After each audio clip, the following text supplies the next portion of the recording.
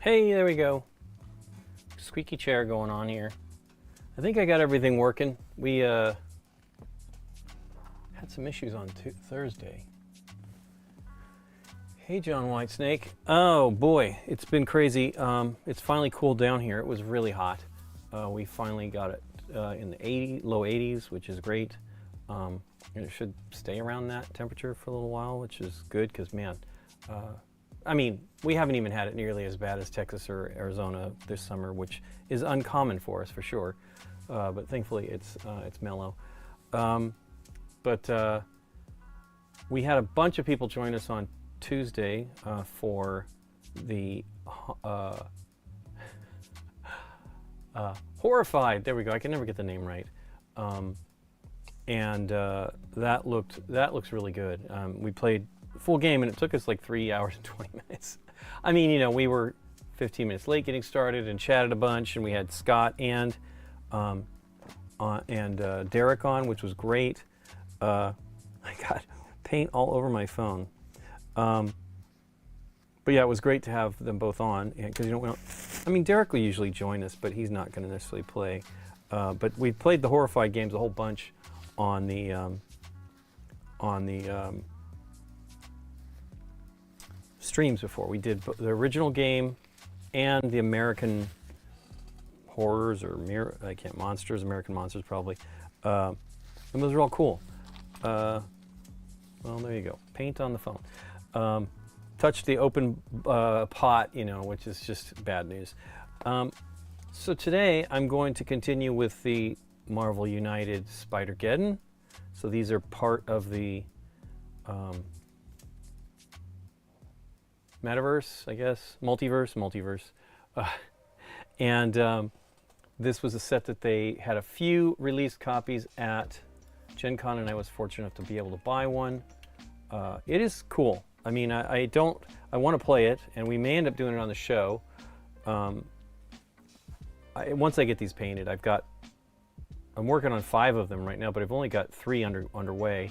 I guess I sort of started on this one. No, not yet. But I did, I was saying this one, I was meaning Silk, I guess. Let's cut to the bottom, the down cam anyway. Let me switch to the right display, and there we go. Hooray! Things are working. The camera was also a problem again. So the last time I think I streamed for Paint, I had issues at the very beginning. Oh, you're enjoying the rain in Oregon. Well, I wish we had the rain in Oregon, John, because we sure could use it. I mean, we've had a good share of it I'm sure you have too. A good share of it this winter, and we had that storm pass through, which was very odd for us. I mean, I've never been in that kind of storm, although it was minorly here, ultimately, in where we're at in the valley. But other areas of Southern California got pretty swamped. It's nothing like what's going on in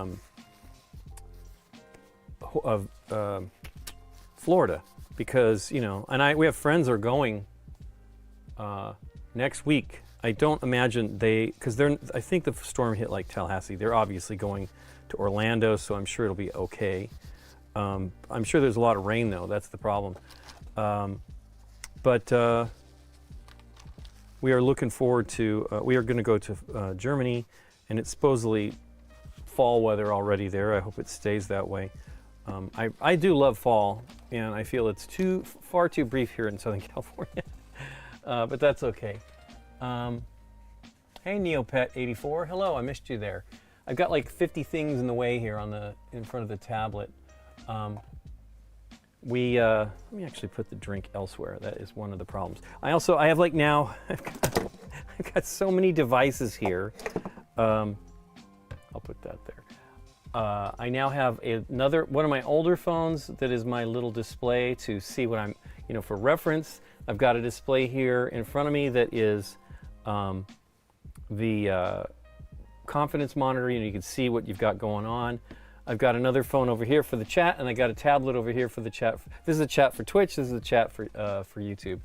But yeah, we had a bunch of people in the chat on Tuesday, and it was great. Had a lot of people, I think, wanted to see that game, and also I think our Tuesday streams tend to be a little bit more watched because we've got a lot of folks from around the globe watching at that time too often. So I was painting, I did get some stuff. So the first thing, as you can see here, I got one of these little bubble pop things. When we went to lunch with and hung out with Adam Loper, Adam Smasher from Tabletop Minions, and he was saying this is the type of thing to mix particularly your contrast paints, because it's great. You can just, now this is fresh. I actually just put this paint in here. But let's see if I had a little bit of, like the paint just popped out on its own. When I was trying it out, I actually painted a little bit of stuff on, I think this showed up the last day I streamed a week ago.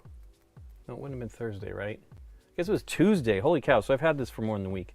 But yeah, it showed up right after I basically streamed. I was hoping I would have it so you could see, because it's actually pretty great. The ability to just pop the paint out is great. I have these types of mixers, and I use them. These belong to my red grass wet palette. They mount on the side, and that's pretty cool. But I am a little restricted for space here, so they slide on, and they're cool. They're a little more difficult to clean than these, obviously, because you just pop it and it comes out. Now, I will tell you that my favorite trick-taking game, well, let me come back to that in a minute. That was Molinet 93. The standard acrylics come out of this very simply, because that was what Adam, so he told us about it at Gen Con, and then he had a video a week and a half ago, maybe 2 weeks ago now, that covered some things that he was very excited about, like new tools and stuff like that, and this was one of them, and he had the link to this specific one. Now this is not white. It looks pretty white, and it's pretty good. It also comes with a pretty dark gray one. I'd never actually fiddled with one of these things. They don't make as much pop as I was hoping they'd make. I wanted to be like bubble wrap. But I mean, it's just the fiddly part. So I ordered one of the ones he had. I saw like one that was shaped like a baseball. It was the same thing, and they had like a baseball stitching on it. And that one looked white. And I think it was about the same money, but I was like, I don't think it was being delivered by Amazon. And I'd hoped to get it quickly. It did not come as quickly as I'd hoped, but still pretty good. But anyway, this is a great tool. It's a little expensive for 2 of these. I think it was $16, but that's really not that bad. Favorite trick-taking game? Well, I would say probably The Crew. I mean, I love a lot of different trick-taking games. The Crew is such a cool cooperative thing, and I guess there's a new one called Inside Job, which Scott Aldi really loved. We have not played it yet. I will check it out. We have it. We got it at Gen Con, and so I'm hoping to try it out. The reason why, I will get back to this now, the reason why this is actually good to mix particularly, your contrast paints, is no additional water from my wet palette. And I have used this a lot to mix those types of paints. So I was like, well, this is a good idea because it's a lot easier to clean. Basically with these, I have to soak it or use alcohol to really clean it out quickly. I really don't want to soak it, and I also don't want to scrape at it.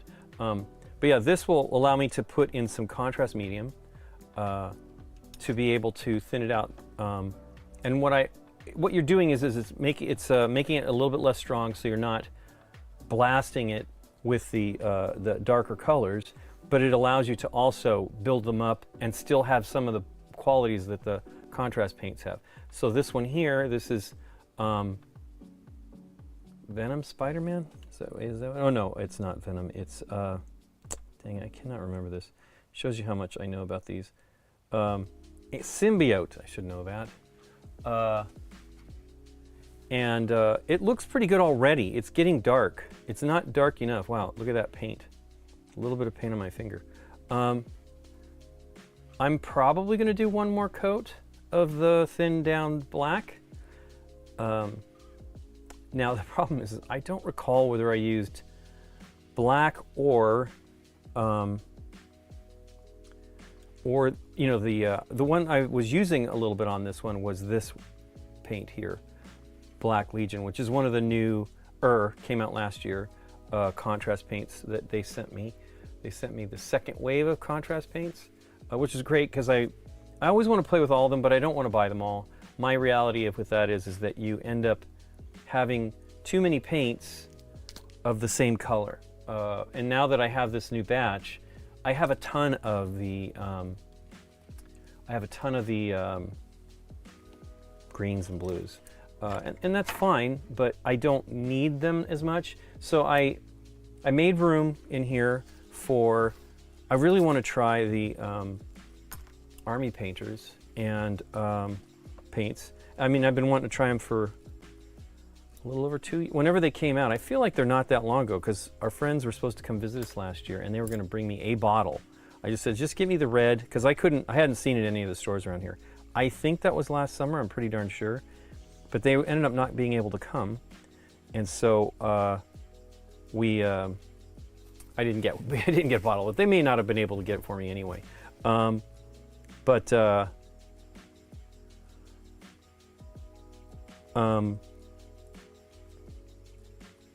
still want to try them, and I made room, and I have room with 2 bottles to spare for the whole line, for like, I think it's about $250 on Amazon, which is not bad. I mean, I still have not seen, that's not true. I saw some at the hobby store in, and I should have bought one, at the hobby store. Hey, thanks for the follow, Barry K. Birmingham, Barry Birmingham. Thank you so much for the follow. I saw them at, gosh, what's that one called? Not Game. Oh, I don't know. It's a store that mostly focuses on miniatures in Pasadena, and it's a really cool store. It's in an older, like 70-year-old or 60-year-old building that is. Let me put this on the holder.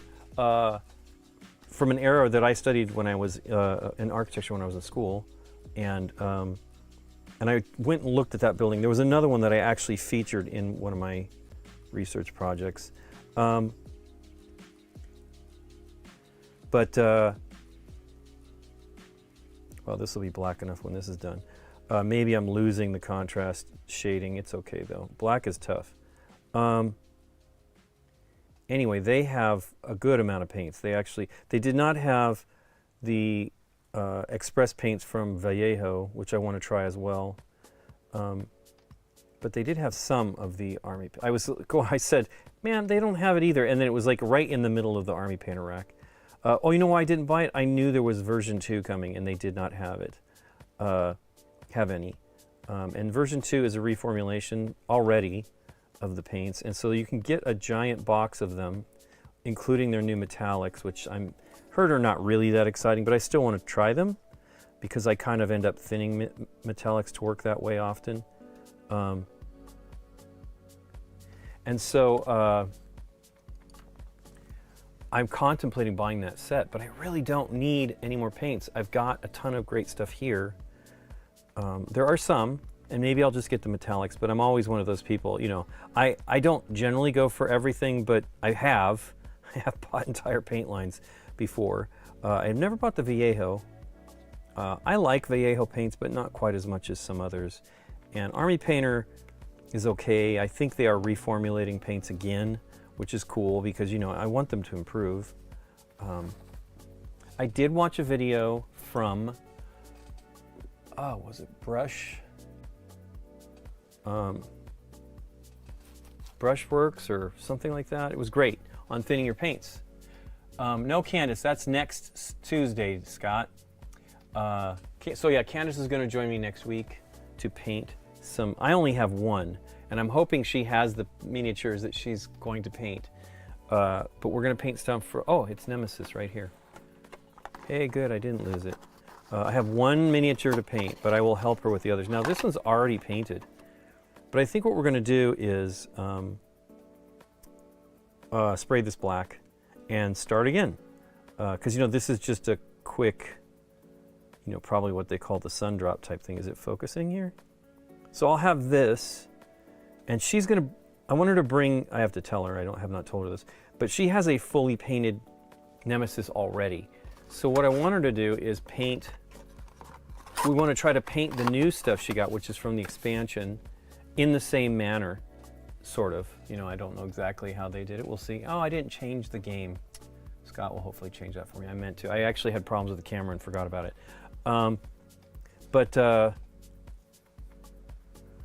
So that'll be fun with Tuesday. I have to actually prepare. So we have, we're filming twice this weekend with people coming in. Rusty will be back. We had him on Raw that came out today. So that's the first gaming episode we had Rusty on in a long time. And it was great, just great to see him, and he's doing pretty well, and he was having fun. It was awesome.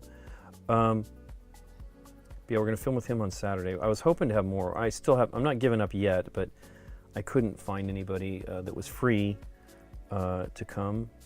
And so it might be 3 of us again, but I hope not. I would really like to have 4. And then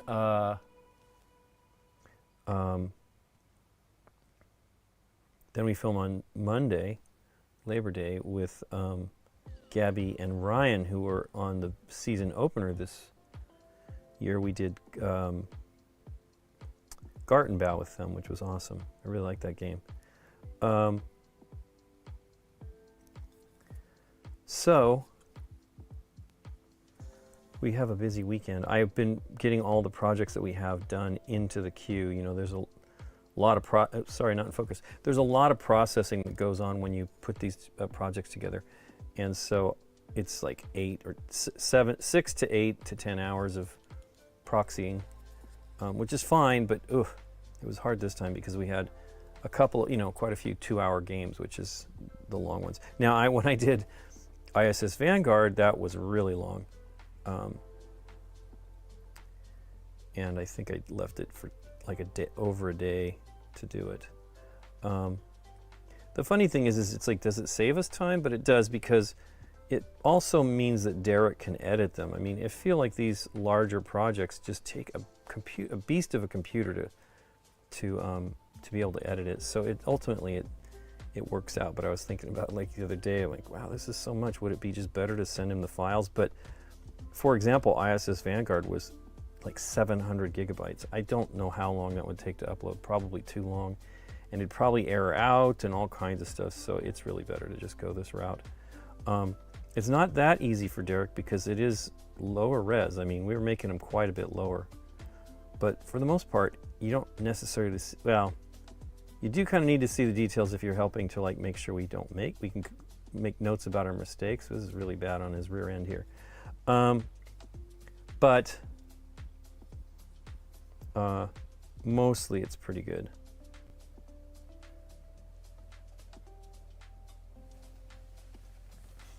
Let's see. I am looking forward to this weekend, though. We were maybe going to go to. It would kind of have to happen tomorrow. That's the problem. I don't think Nikki can go to Strategicon here in LA. Her mother, she's been spending Fridays with her mom, which is good, and well, she's been recovering from a health issue, and so. That won't be good. And then Saturday we're filming, although it would be good because, you know, we actually met Rusty at BGGCon in 2009 or something like that, maybe. And I think I scared him, maybe 2010. And then we went to Strategicon in 2012 with Scott. I think that's right. No, I think it was 2013. So 10 years ago. And because Scott was a special guest, so we went. And it was fun. But this time, Eric Lang is there. Today's Thursday. He was wanting to get together today. I didn't hear from him. Hope he's okay. But yeah, he's a special guest this time. And so we kind of want to go, but I don't know that we're going to make it. We maybe have to go tomorrow evening or something if we're going to go. It's just terrible because it is at the airport, so there's not a lot of parking.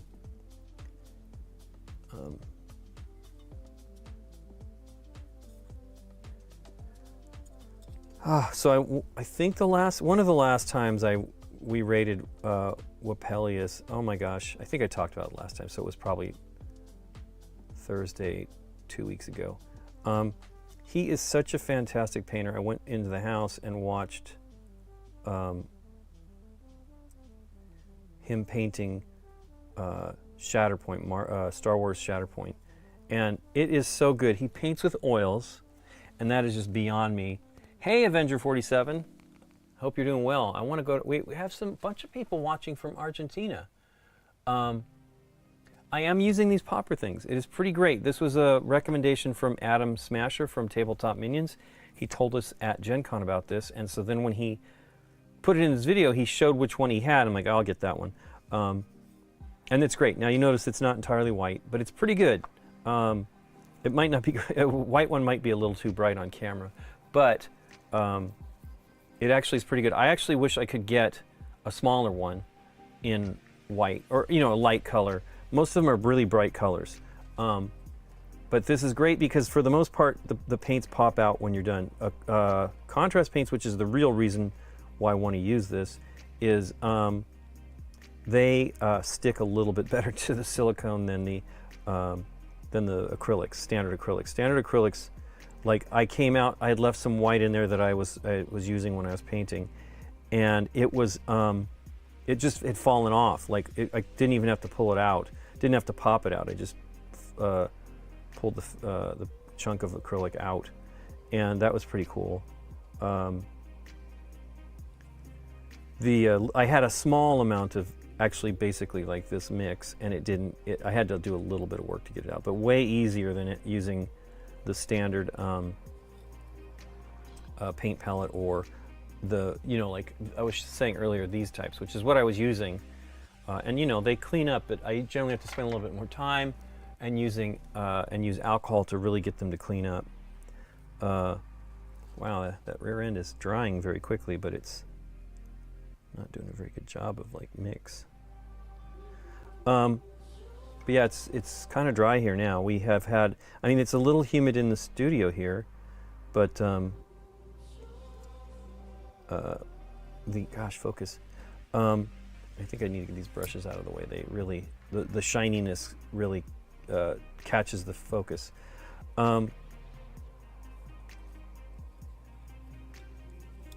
But yeah, it's actually a pretty great little thing, and I do wish I could get a little tiny bit smaller one. That would be amazing. But this is fine. And it is 2. Comes with 2 of them. This one is Johan and John. Supposedly Danish or Swedish. Made in China, so I don't know. But it was pretty good.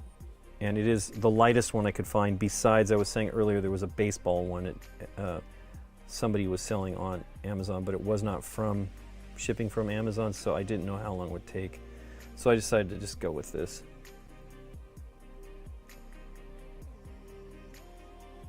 But yeah, this is actually pretty slick, and like I said, the acrylics are just really, they come right out. So definitely recommend it if you see some. And you might be okay just getting one of the bright color ones, but I wasn't sure. Ultimately, like as I was saying, Brushworks, that was the video I watched. I watched a Brushworks video on YouTube. I had it the other day while I was processing and waiting for data to get done. I had time to just sit and watch some YouTube for a bit, which I don't usually get to do too often. And he was showing like the best way to thin paints, which I kind of do that, but I don't think I was using. Now he said he just wasn't really thinking, it was just he was doing it, so he had to sit and think about it, like what was he looking for when he does it, and it was really great information. This paint is a little too thick, and if you're going to talk, you watch this video, you know it.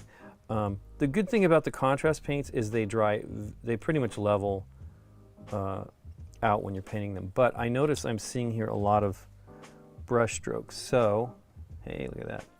Kind of wish I could just, I don't know, I don't, contrast paints are different. He was mixing acrylics, standard acrylics, and I felt he had really great advice. And he also says don't put it on your miniature until you oh, you know what, also, I'm not doing this correctly. When you do this, you should actually be using a thicker brush when you're doing this kind of space, because it's let me get one here. You don't want to have any staining or anything, the coffee staining they call it. So let me just put a little bit more paint on here. It's going to be a lot though, so it might be a mistake, but it'll definitely go on smoother. I've been using the finer brush for the some of the tiny details around his chest, and I should have not continued with that.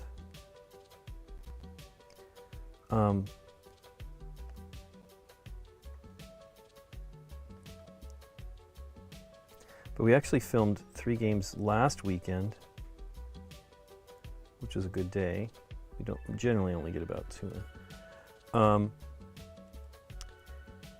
And one of those will be coming pretty soon. Oh, actually, it'll be next week. We had filmed something with Rusty and a technical problem. So I figured out what it was. We use a tablet to control one of our cameras, and hope that comes out thin. It does not look so great here.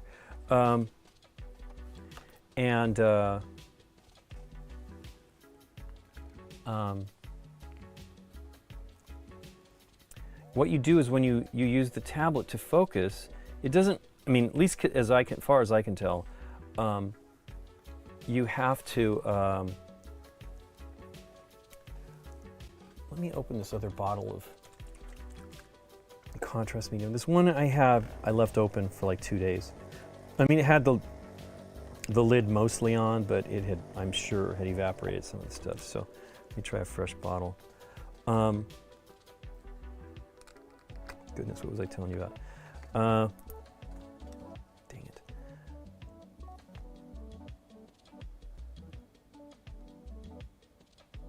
Oh, so when you're focusing, it was doing something called focus tracking or object tracking, and we didn't realize that because I didn't notice the icon turning on. And So we cleared the table with the episode with Rusty, and it couldn't find what it was supposed to be tracking, and it stayed out of focus, which was a true bummer. But at least we understand what it is now. And so we are now, we hit the focus and then we turn off the tracking. But it was such a weird deal because I'm like, well, if it went out of focus, why didn't it focus back? But now we know what the story is. Which was a sad thing to learn, you know. It's like, I don't want to have any episodes fail, especially because we filmed that with Rusty. And yeah, it's not going to be great. Too much paint. So I'm going to try to, I think I'm going to put a tiny bit of water. I do have distilled water here.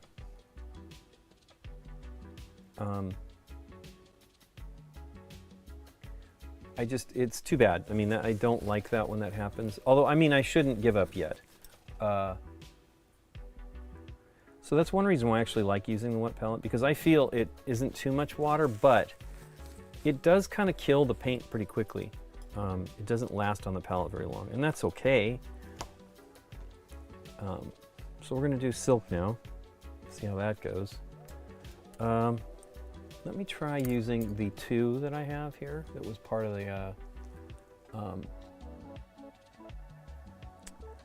the Tabletop Minions paint set from Monument Hobbies. Actually, I should put it on the holder.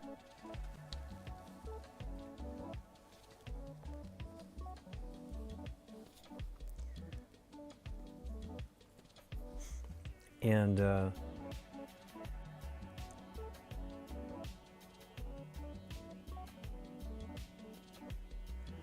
almost feel like it even needs a heavier brush than this. It's just not in focus. And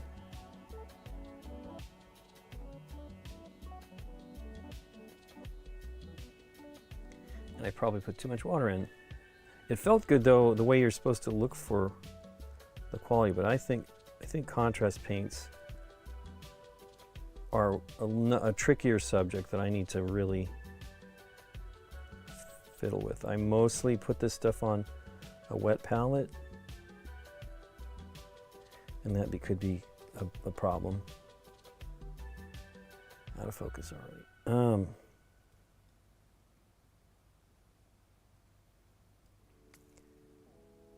But yeah, we're trying to film a bunch before we leave. We're probably going to film next weekend with Dave and maybe try to get another person over. And then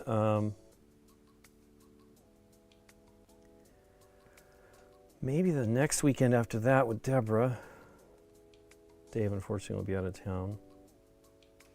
Hey, focus in.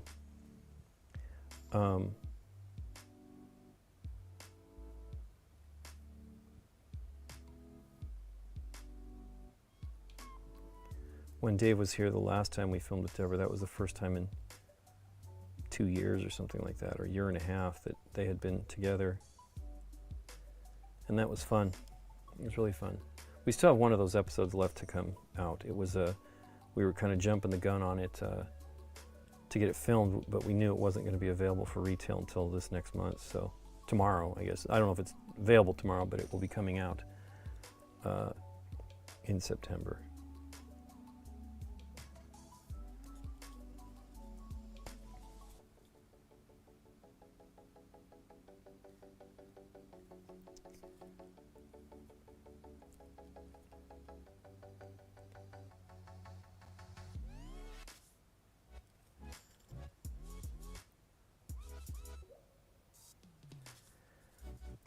It's funny, I was just in Dallas a little bit, a month ago, maybe a little more than a month ago. Oh no, a month ago. And I want to go back. There's so much stuff we want to work on, but I cannot travel right now. We have so much to do. We actually have a friend coming to visit, one coming this month in September, and then another in January, February. And so we have to get things together. We have not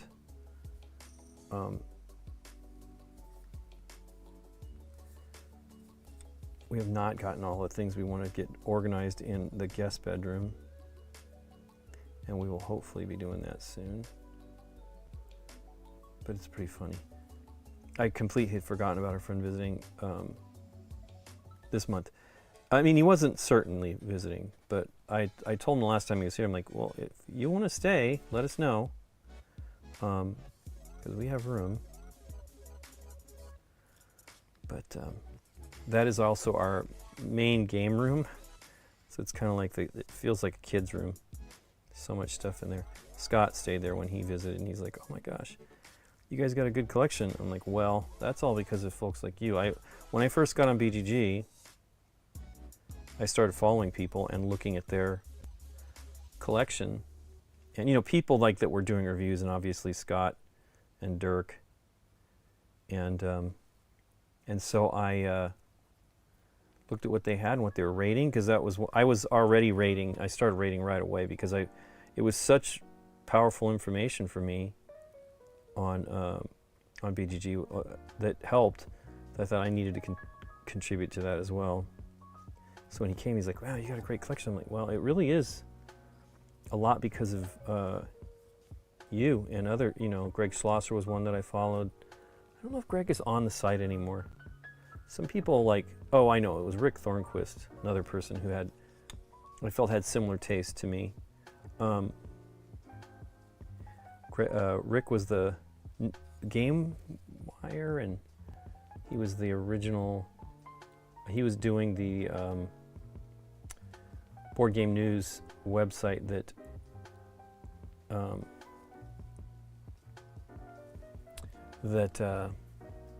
Eric Martin took over 10, 13, 14 years ago, something like that, maybe more.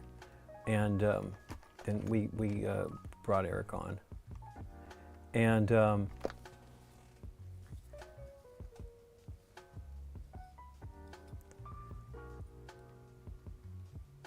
he had really wrote great write-ups. I really had fun reading his stuff. And I don't think he's out of the hobby. We've seen him several times, but I don't think he has as much time for the hobby as he used to, which is too bad. He's really fun. And I haven't seen Greg Schlosser for a few years either. It's weird. A lot of, you know, everybody kind of gets tired. I understand. Gets tired, you know, it's a lot of work. Eric is really quite amazing because he just keeps doing it. But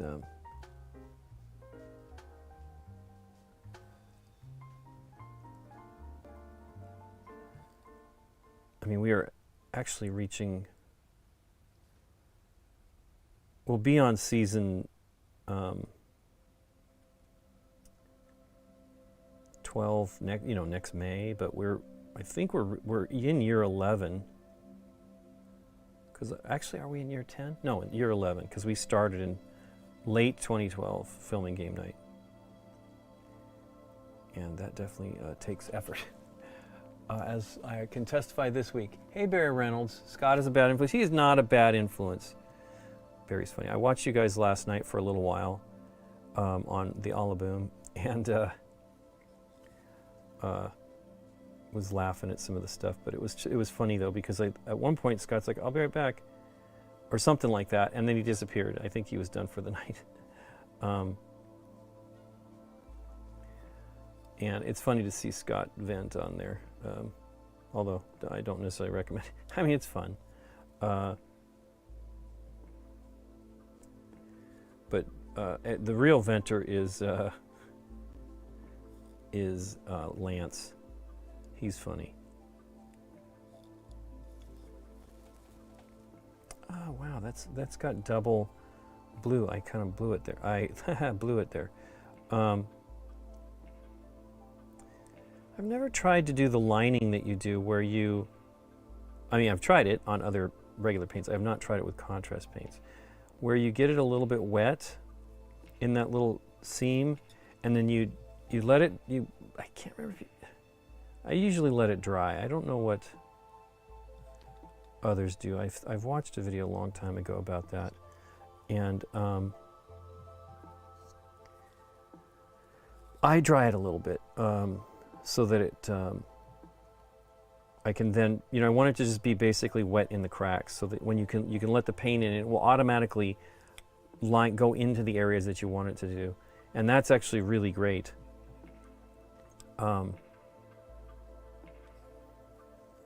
But I have not tried that with contrast paints, which I should see if it'll work.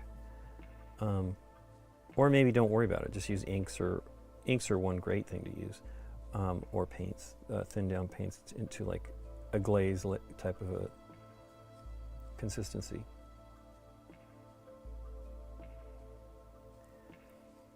I was looking for the other miniatures, thinking I'd primed them already, but the other 5, but I have not.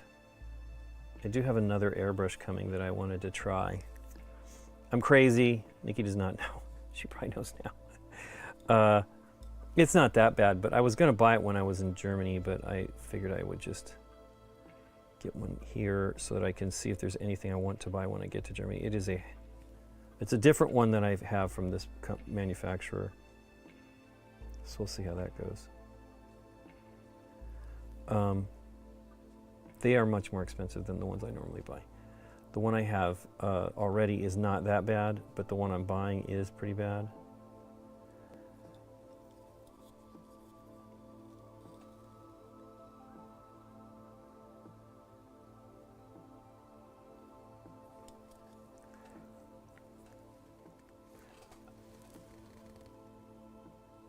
I expose myself to the boom. I like watching the booms sometimes.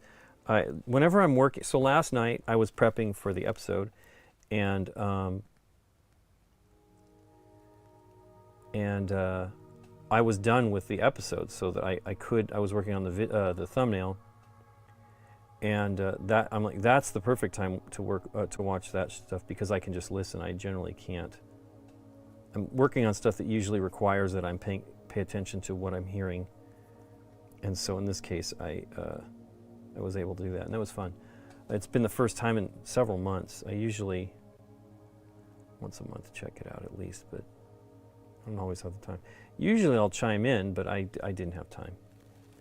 I was too busy still working, even though I felt great, but I didn't get to bed till almost 2 because I had things I was trying to get done. I want to be prepared, because we are, as I say, we're filming, and it's going to be a lot of material. So at least 4 games, maybe more. And so I need to have all those things prepared. These chibis are funny. The poses are like the female ones are always, they're not always. This one's pretty cheesecakey.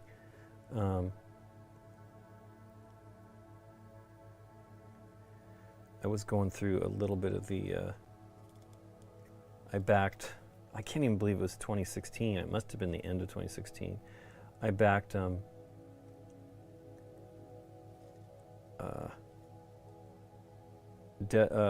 Kingdom Death Monster. Actually, I backed it for Scott at the time.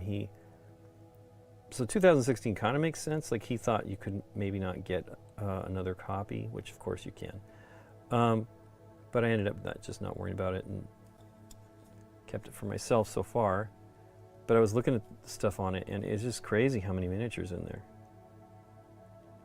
And they're interesting. I doubt they have any of the cheesecake style ones. Those are always just, because they have male and female cheesecake poses, which are just funny to me. But I had seen them at Scott's place. They had them assembled but not painted. And so I was kind of like thinking, I ended up paying for it. But it's cool. It's cool.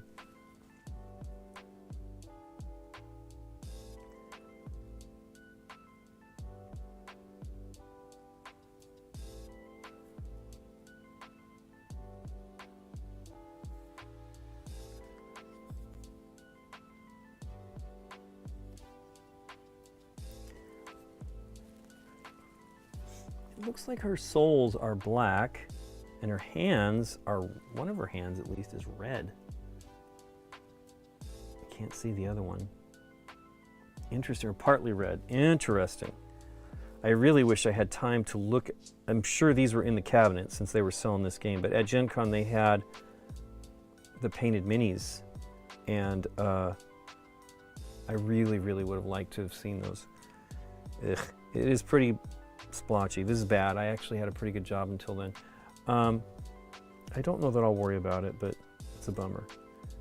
So what is it that is red? Her finger, her 2 index fingers. It looks like it goes like in a triangle, like a Black Widow kind of thing.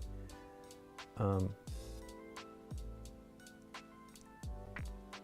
not going to worry about too much getting the shape right, because I will probably paint white over that so that the red is very strong.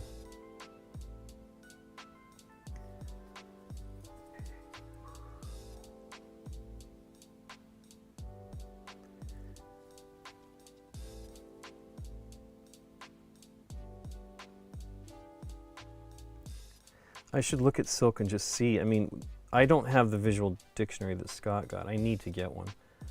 They have like a Marvel, several versions of it, Marvel one, but I should get one just because I don't. I mean, I'm sure that's part of the reason why I didn't do it, is because there's so many internet resources, but I have to think about it. It does look like it is a triangle on her hand, so since I didn't get the other fingers, I don't know for sure. But I will look before I paint that part.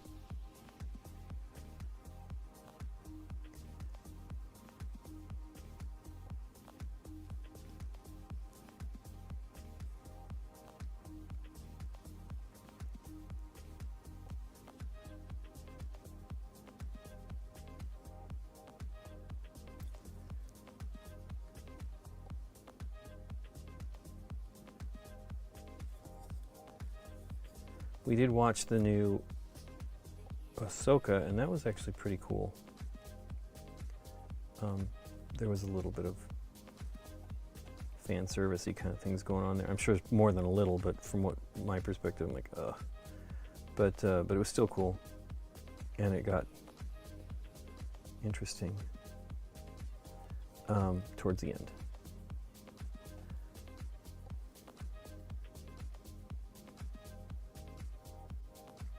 And also they have the Flash on Max, and I'd like to see that one. We did not go see it in the theater, which is too bad. I'm not doing an equipment test now while you're droning in the background. Thanks, Barry. It's true, I am droning.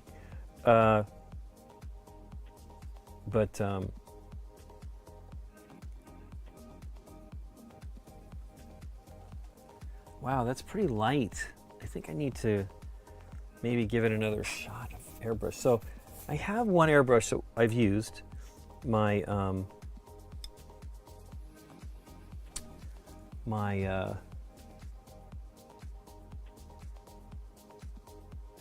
which one is it? Sotar 2020. They have like it on her back, and there's like some. It's pretty light here. I could get away with it, but here I didn't do it bright enough. So what I'm probably going to do before I paint, I'll paint it black as much as I want, and then I'll come in and try to do just a very localized spray. So that is what I'm buying. Actually, the airbrush I'm getting is a Harder & Steenbeck Infinity. I have an Evolution. And what they do have, which I really like, that I've never seen anywhere else, and I think I can get it for the, I think I'm getting one with this airbrush, I don't really know. They don't have a real good inventory of what you're getting in the kit. It's 2 needles and stuff like that, but they have like a little tiny cup. So it's a gravity feed airbrush, and they have screw off cups, which are nice. And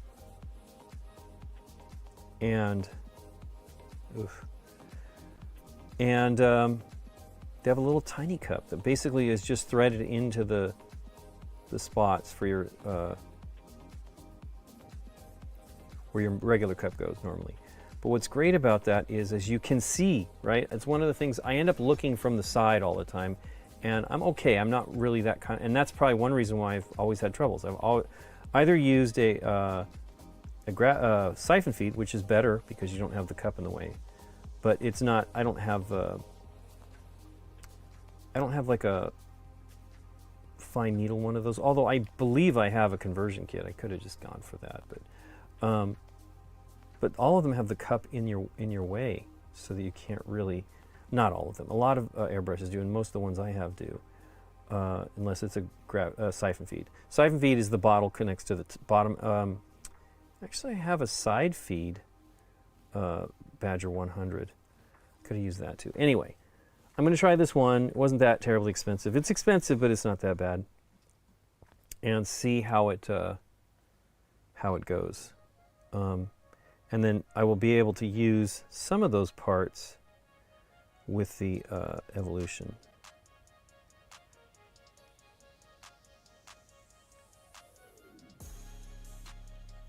But I keep telling people whenever they're starting, don't spend a bunch of money on an airbrush.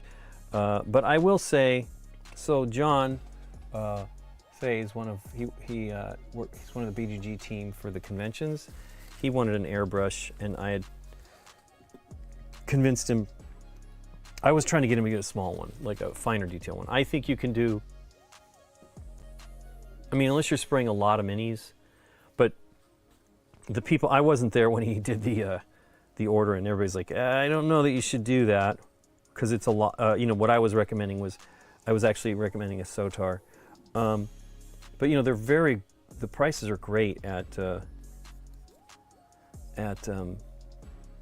the booth at Gen Con, so I don't know, I feel it's worth getting it. Anyway, so they talked him into a Patriot 105, which is a very good brush. I have a Patriot Extreme, which is also a very fine brush. I ordered a new, I had told people I bent the needle before.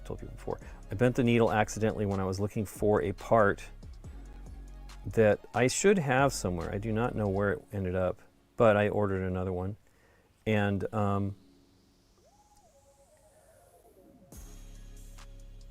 because that's a fine airbrush too. That's a fine needle. I can't remember what size the Extreme is. The Extreme is definitely small though. And the regular one, the Patriot 105, is, you know, it's not exactly cheap, but at Gen Con I think it was $65.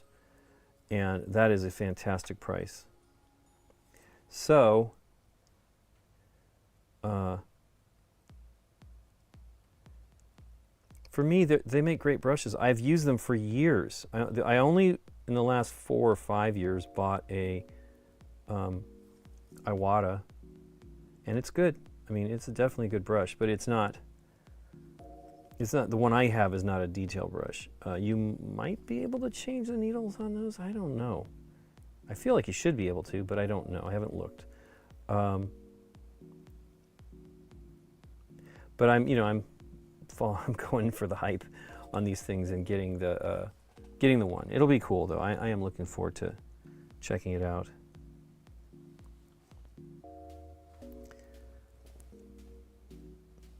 But if you could get a good airbrush, something like one of those Badgers, I mean, if you keep an eye on the prices on Amazon, they actually have good deals on the Badgers. And the Badgers are cool, except for, and they are cool. It's not a big deal. I don't mind it at all. But if you don't buy their hose, you have to buy an adapter, because they use a different fitting for the airbrush to the air hose.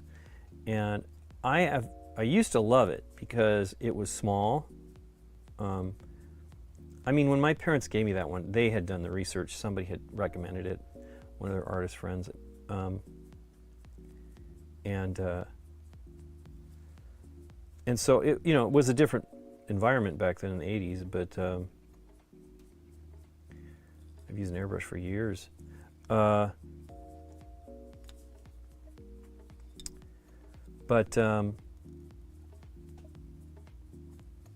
There are a lot more choices nowadays.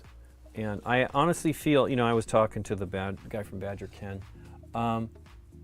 He's like, don't recommend Chinese brushes. And I agree with him for the most part. I have an airbrush that cost airbrush that costs 50. I think it cost me $60. Came with this compressor. I keep mentioning this thing, but this is what's really cool about this. This little compressor is rechargeable. It's YF UFU. I had seen this one, and then I was looking at it, thinking about it, and then I was watching Ninjon from last year or something like that, and he featured this, and he's like, it's pretty good. It's a pretty good compressor, and I have to agree. I mean, I love it because it's rechargeable. It's small. It's quiet. You can actually hook it up to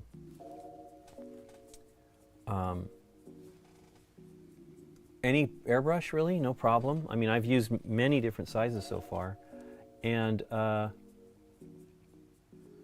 just spilled I got all the water into the white paint. This is not what you want to do. You kind of want to keep as much as you can, keep the water separate from the paint, but it just makes a tremendous mess when I do this. Anyway, but it's a decent airbrush. It'll be fine, especially if it's your first one and you don't. If you take care of it and clean it well, which is not exactly as easy as it should be,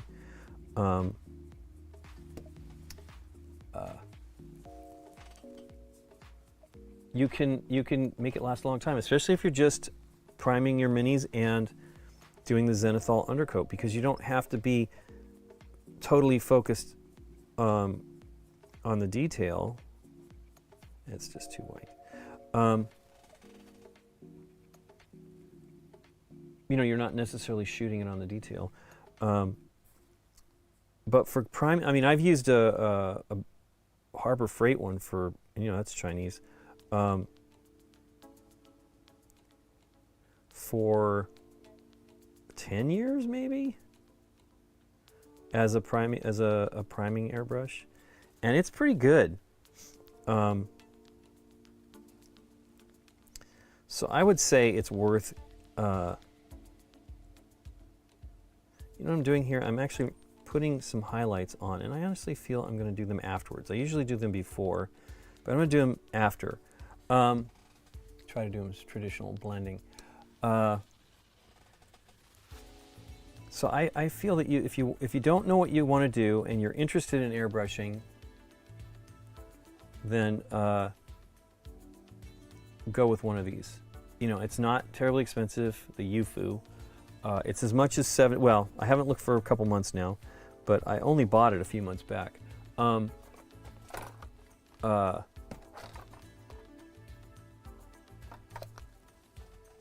And you know, you can see whether you like it, and you can use the compressor. I feel, I mean, you never know how long it'll last, but it's pretty great, and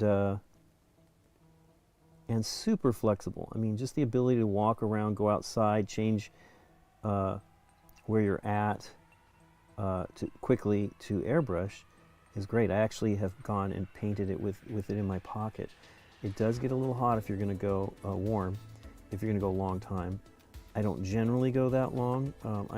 I never do more than about 5 miniatures at a time, maybe 6 or 7, maybe. I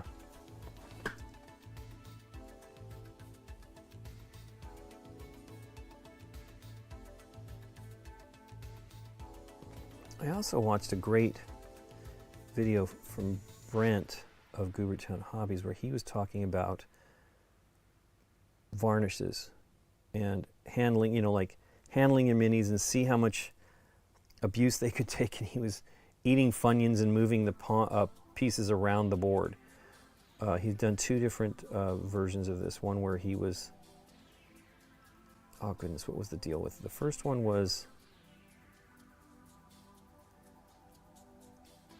paint and varnish, you know, whether there was no varnish on it or, oh, you know, it was paint and varnish, so I think he was only doing glossy. Wow, I need to like steady my hands because this is a very fine piece of hair. And he was eating Funyuns to have the, you know, the game pieces, you know, getting touched by people and having snacks. and he ate a whole bowl of onions. But anyway, it was a really great insight because, number one, you need to varnish your miniatures. But he said it seemed that if you use the same varnishes that I think that he was doing was airbrushing. I don't remember 100% what he said about it. That it was better than brushed on varnish. But regardless, it was negligibly different because he said just the fact that you varnish makes a huge difference. And which I've always felt, of course. I mean, obviously we're not the first people to think that this is a good thing to do. But it was great. It was really great and informative. I think he said like the best varnish, and what I think he meant was between gloss and matte, and ultimately they were equally as great. So it's the phone just shut off. It's worth getting, it's getting varnish and doing it. Now, this is where it might help you, right? If you have one of these inexpensive airbrushes, you can varnish that with the airbrush. Now, I feel, number one, you need to be using, hey Thomas Brendel, number one, you should be doing it outdoors, and that's asking for environmental potential problems, or wear a respirator, because varnish is the worst. I have told this story before that I purchased, come on, man. This phone is tired. I purchased, this is bad. I purchased some Vallejo varnish and was very excited to try it out. I actually bought several bottles of it and was very excited to try it out. And I went to, came home and immediately did, because I thought, I'm just doing this for a second. I just want to see what it does. And holy cow, very quickly, the air became unbreathable for me. And so do not paint without a respirator. And this was indoors because it wasn't as bad as it is in other areas, but it was still a little wet, and you definitely don't want to airbrush. Well, you can airbrush when it's wet, and you can spray when it's wet, but you're better off not, because you can have things like, especially if you're doing the varnish, you're going to have things like the fogging up, and that would destroy your paint job. So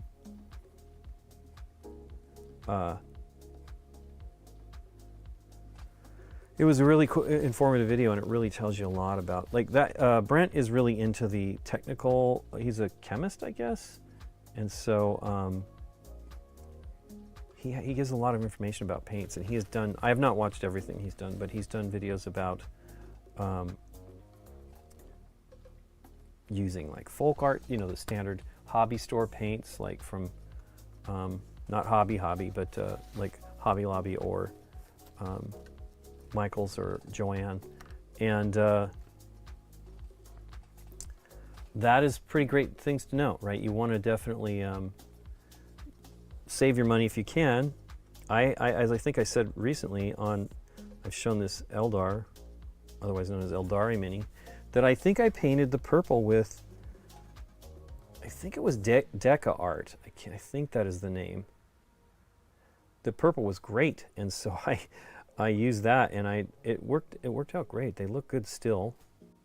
I wasn't doing any kind of real blending or anything with that, because it was the very beginnings of my painting miniatures for hobby's sake. I had painted, and I wasn't blending either on that. I had painted Revell kit minis before, and I think I have it somewhere. I painted the snow speeder with Luke in it, and spent a lot of time. Now I've learned a lot since then. I want to find any of those old ones just to see how they turned out, and they're around.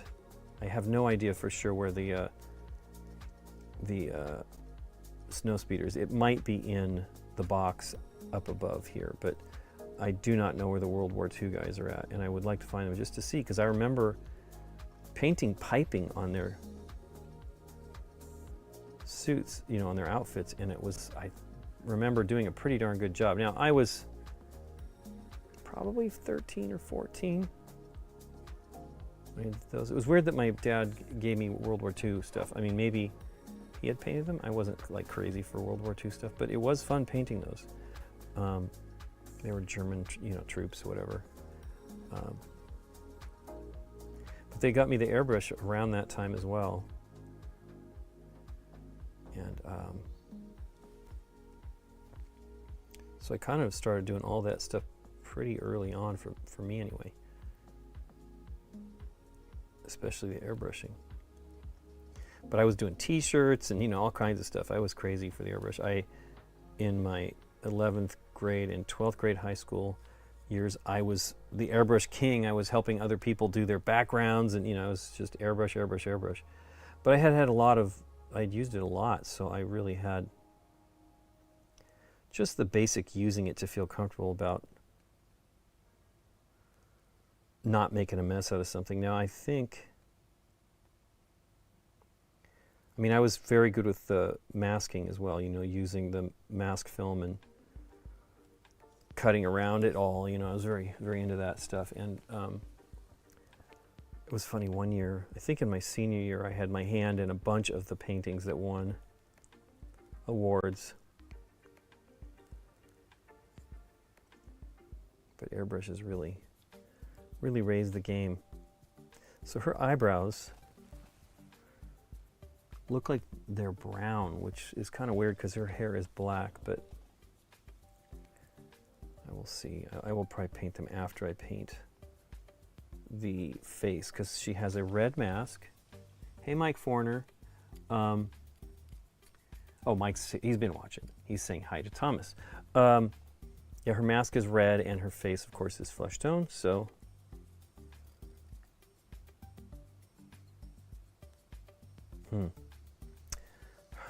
I say.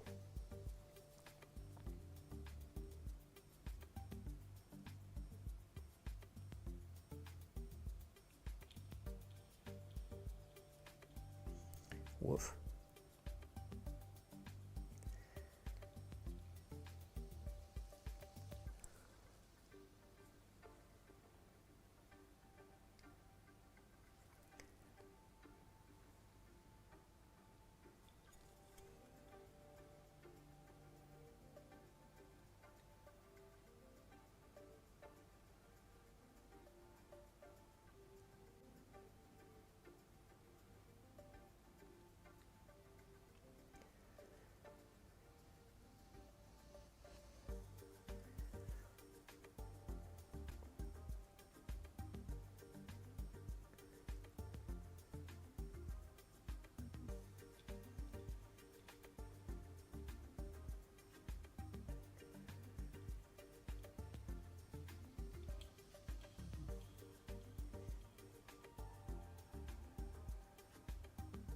One reason why we're filming so much stuff is I'm hoping to actually do 2 episodes that we filmed just the other day as a double episode, 2 episodes 1 week, because the games are kind of thematically and spiritually related, and so I want to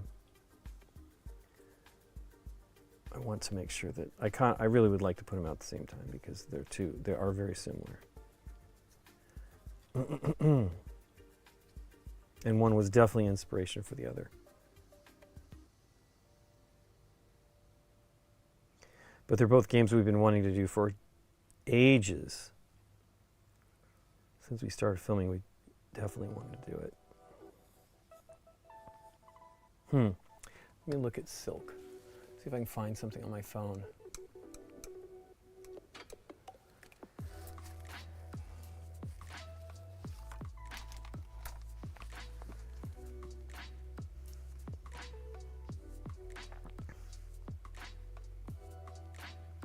Let me see.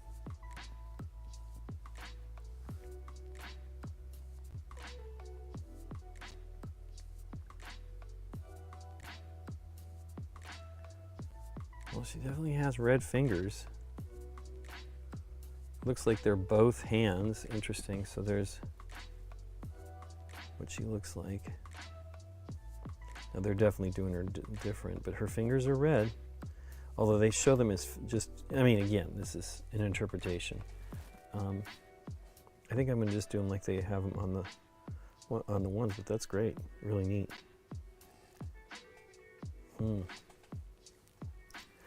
Interesting. I wonder how new that character is. Sure, those covers are pretty awesome.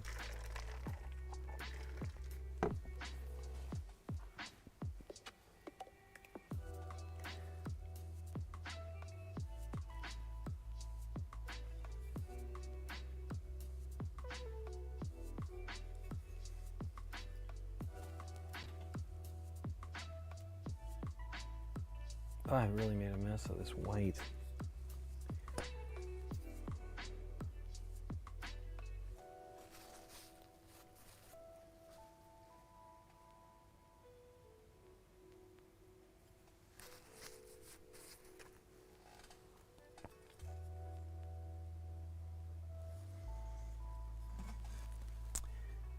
Watch y'all's raw video. Never seen that one before. Wow.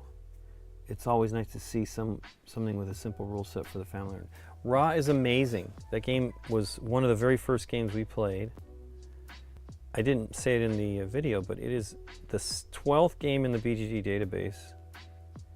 Came out in 1979. And we loved it. But I will tell you, oops, I'm sorry, not on camera here.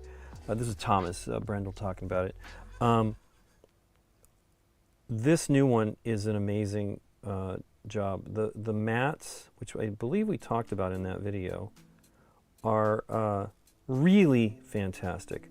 I remember using some mats that people had created. I believe they're in the box with our game, because we have the original one. We actually have several versions of Raw.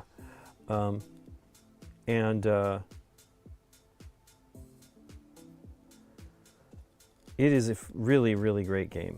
Really great. It was one of my all-time favorites. Now, the issue for me is I'm never good at the auction. Never. Nikki is so much better at that than me. I guess she accidentally cheated, which is a bummer. But I still think she would have won. Hey, thanks for the follow, CD Improv. I think Nikki would have done well. She's really good at those games. For whatever reason, she thinks she's terrible, but she has years of playing Traum Fabrique with Mike and Aaron is really good at those games. And I just never determine the value. Like I feel like in Raw, I'm always waiting until I feel it's like a better deal. And there's actually one in there where I think there's 2 auctions where I took stuff that was like, well, this is minor, I'll take it. It's not that big of a deal. You know, but it helped me because I had a very, very bad first few rounds in that game. I really love it. It is, as soon as we were playing, I mean, we hadn't played in ages. And as soon as we played, I'm like, oh man, why haven't we played this one more? It's so good. And we actually have the new, we have BGG Store has a really amazing bits, kind of like, so they're the standard Geek Up bits that we do, but they're sort of like the ones for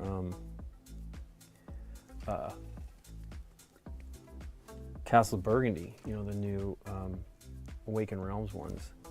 So they're really, really good, and we should be playing with those. Now, I was happy that it was available again. It's one of the games that we actually have purchased previously in hopes of doing it on the show. Both Aaron and Dave really like that game. I think Aaron really loves it. So we purchased the Wind Rider or whatever the brand. They had Asmodee had a brand, I don't think it's in existence anymore, that was doing like classic games. And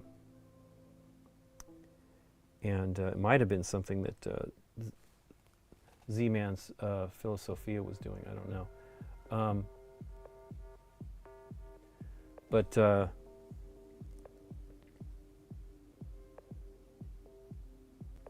I honestly feel that's a Asmodee thing. Anyway, but we had that one too. It's same with the other. We have filmed another game this weekend that I had mentioned in the video that I bought it several times so that we could do it with Mike because he wanted to do it, and we just hadn't ever gotten together to do it.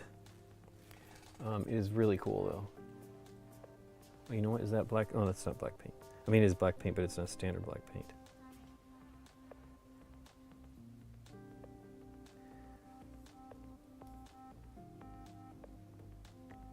But raw is fantastic. And that new edition is nice. Well, the one we play on the episode is just the standard edition that you can get easily, the retail edition. But there is, I guess, the Pharaoh edition out there to get. A friend of ours bought one at Gaming Con recently and was very excited to get it. It's really good.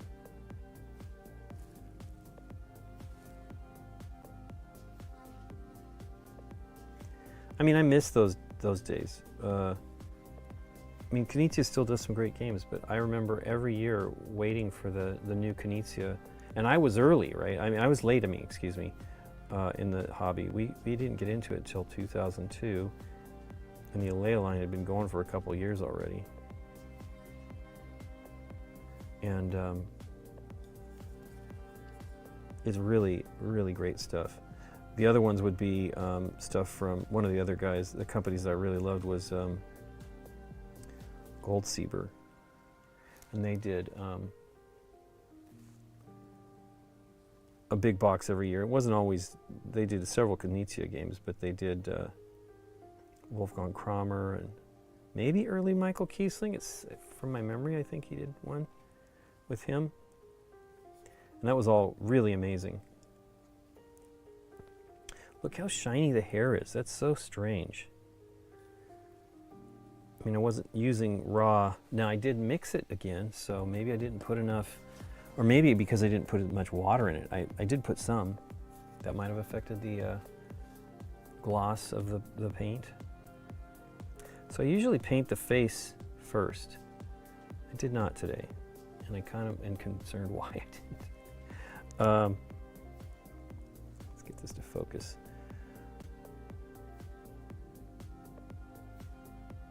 Got carried away. I wanted to do her. I know what the deal was. I already had the paint on the palette for her outfit, so I started with that. The good thing is her face is it's only above the mask here, so it should be perfectly fine. Steady, steady. Yeah, it's bad. The other day when I was last Tuesday, a week ago Tuesday, excuse me, I was painting Symbiote Spider-Man, and I was having a heck of a time with the white. I finally did a pretty good job on it. I worked on it some more when I was trying out this palette, or not palette, but it is a palette now, and I really do like this. It's very, very helpful. See, look, it does stick a little bit more with the contrast paint, but it'll come off. It definitely peels off much easier than scraping it out of the little bowls. But standard acrylics are fantastic in these things. It's really amazing. That is cool. Okay, so her face, I am going to use the Gilliman Flesh if I can find it here. It's one of the way I've got these organized, I almost feel like I should be, I have them color organized. I feel like I should, this is Gilliman Flesh. It's very dark, and I love it. It works great on any minis. I show this all the time, but this is not that pale, but it's pretty pale. Electra. But this is the same skin tone. I've just thinned them with the contrast paint, contrast medium, excuse me, and the end result is really amazing. So let me see, and then I've got one more here. It's even more extreme difference. The Shuri one that I had painted, which I just love, and Okoye is pretty great too. Look at these, and they're not even as dark as it can get. They're just, it's so amazing how good this, I was frustrated with their flesh tone. I'm like, well, it's pretty great for this, but it's not good for this. And then I'm in the store looking at it, and they show the range of the paint mixed. And I'm like, oh, I'm a fool. I need to actually do that to get it to work. And it is great. It's actually a really great paint for standard human flesh tones. There are some other great ones. I use the green, there's a, here, is it Plague Bear Flesh? Yeah. I don't use this all the time as flesh, but I've used it for as a color, and it is really good, really, really good. Talks like a palette, smells like a palette. It's a palette. You're right. It is really a palette. It is pretty great, and it'll just, you know, pop right. Look at it, it's already like popping out. I should just clean this out because it is getting a little grunky. But you see, it really comes right off. Now I'm making a mess, but who cares? I do want to get the black off so that it doesn't make a mess of the anything else if I mix it in there. I don't know if I showed that on camera. It's like, oh look. But yeah, it's pretty great. And I mean, I kind of wish they had a slightly bigger one of this, you know, but this is actually the right size as far as the amount of paint I'm using on miniatures. It's pretty fantastic. But there you go, not too hard. And it'll pop, literally, I mean, it was popping off, but it'll really pop off on the standard acrylics. It's amazing.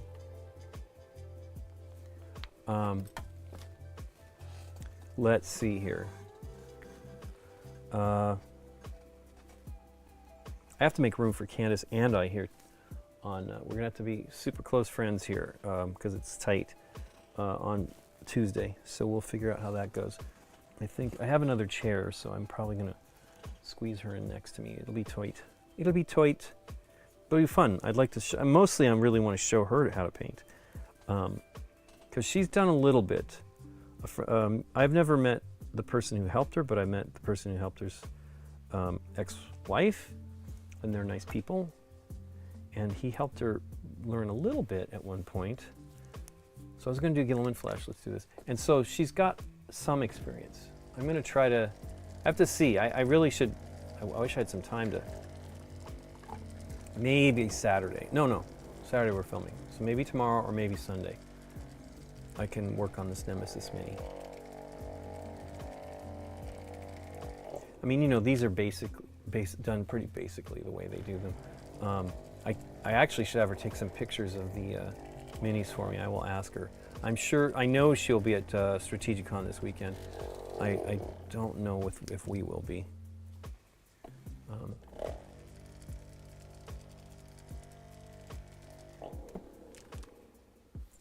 Okay. So yeah, I'm actually kind of like mixing it up here. Most of my experience with these contrast paints has been on a wet palette or these other little palettes, which are good. I mean, they're basically similar to this, but I haven't done as much with that, and it is different. Like I am now. It's smoothing out a little bit, but there's some problems here that are my making, which is unfortunate, because this looks smoother. Look how her hair, there's a little blotchiness there. Oops, you can't see that. But we're gonna paint her face now. So, I think I need to get another bottle of contrast medium because I just opened this one for the first time, so it'll go for a little while, but it'll go, I always tend to, when I really need it, I go looking for it and I cannot find it. So I generally buy a second bottle when I open one for fear that I'm gonna not have it when I need it. But generally don't buy paint unless you need it. That is my, the way I try to do stuff. It really ends up being, you know, sitting forever. The paints I cleared recently, many of them were in fine shape, but they were old. And I didn't really use them. And I'm just like, I don't want to do that anymore. That's one reason why I'm kind of a little nervous about buying the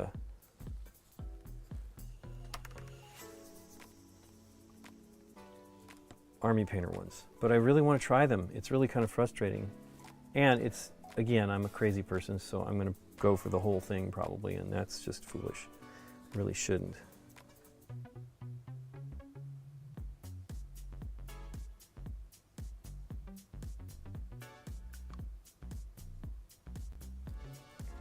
It's a little thin, but what I end up doing with this is I will put multiple coats on and build up the intensity. Now her skin in the picture looks relatively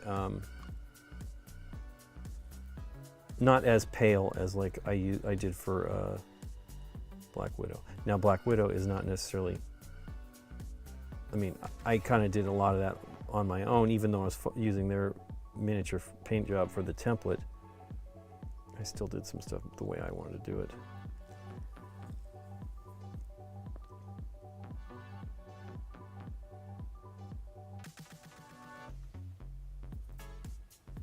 But yeah, don't touch the paint once you've got it on pretty good. So it might have been too thin, but I don't like it to be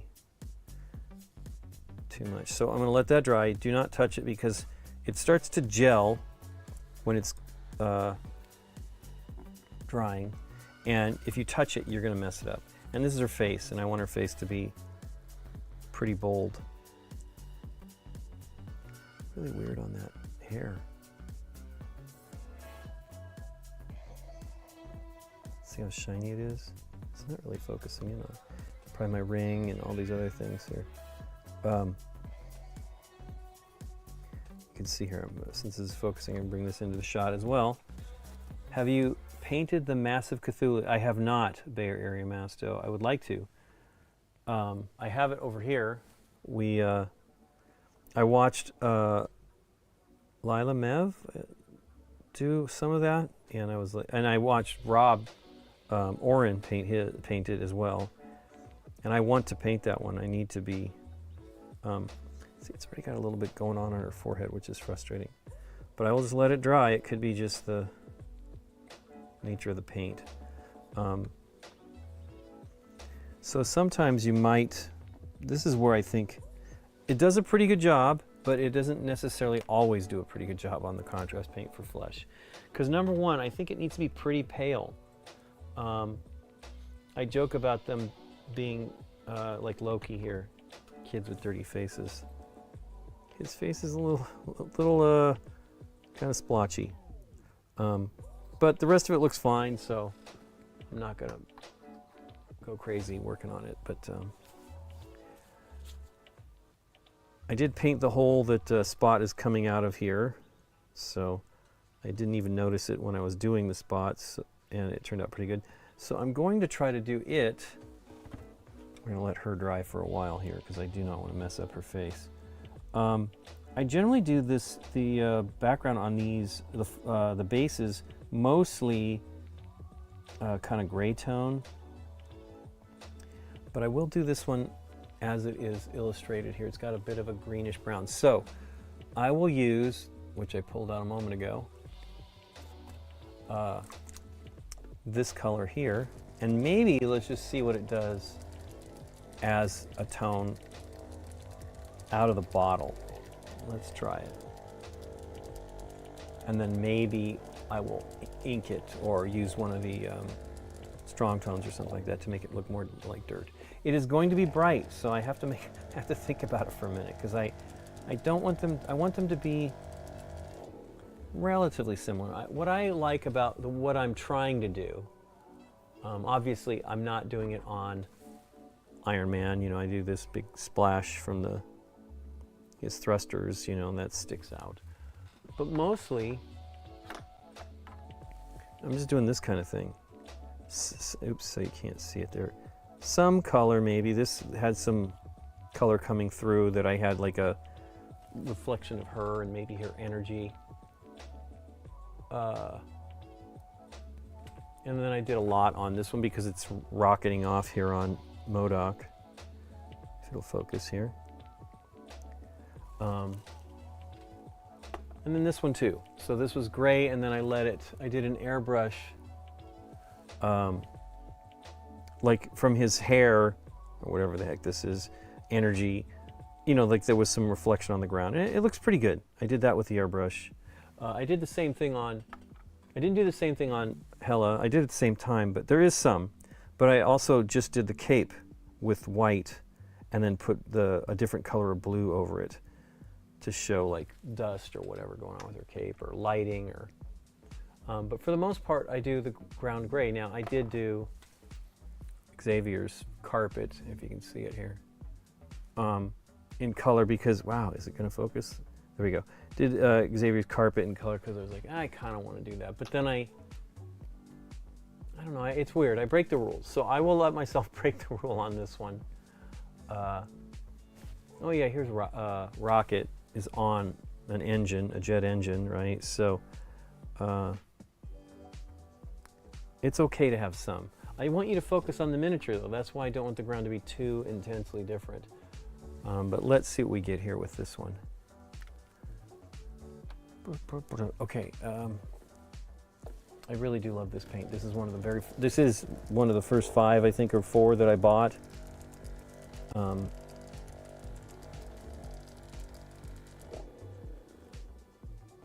it is really great. This is the first bottle. I have not reused it, and I've used it quite a bit. I used it on one of my favorite things was the Red Skull's cloak. I really liked it. It really turned out cool. It's not really an olive, you know, like a military color, but it kind of worked anyway. See, now her face is shiny too. We'll give it a couple goes. I wonder if there's a hair in there. I hope not. So what you can do is you could scrape the hair off or the bump, and then re-varnish, you know, like I don't know, I feel it's too much of a risk. Now this one is really unfortunate. It's kind of, like the rest of his body's great, but that bit of the head there where I had some trouble, that was when I changed brushes too. I should have been using that larger brush from the get-go, and I should have been using a little bit of wow,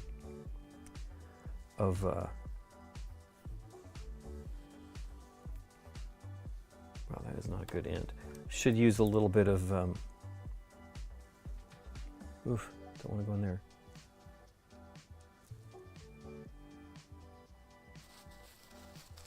I don't know, it's weird.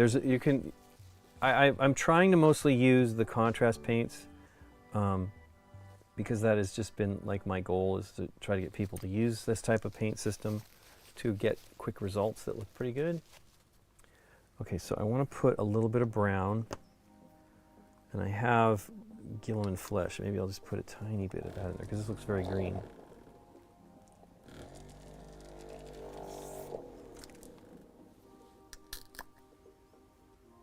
And this is a mild brown, so this might be good.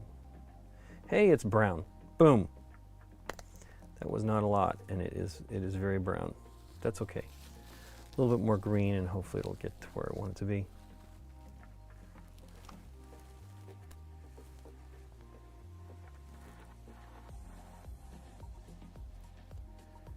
It really is, it goes to brown very quickly. So, you know, when you mix colors, and that, of course, I am adding brown, so that is part of the nature of what's going on.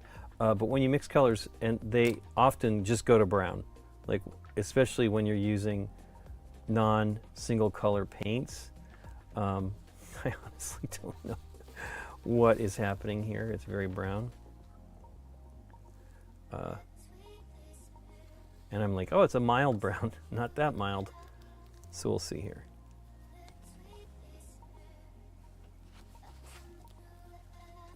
Man, I don't know. I feel her flesh tone is too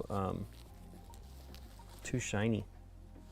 And I mean, it's not done, so I will actually, let me see how dry it is. It's pretty dry. I'm going to put a little bit more on before I do the rest of the other stuff. I don't mind her being a little darker, you know, it's cool to me.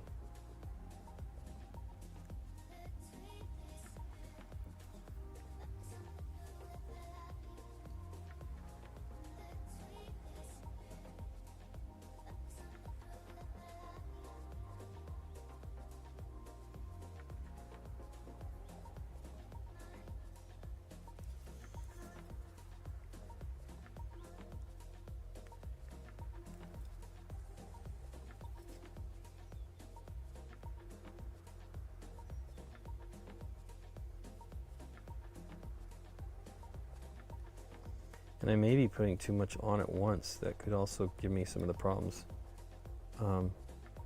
Trying to bring that tone up fast, which is potentially a mistake. It should be okay once I paint like her eyebrows and stuff, and then I put the matte varnish on, or the, yeah, it'll be a matte varnish, not necessarily ultra matte. It'll probably look better. So let's get back to Spot and his base, or its base.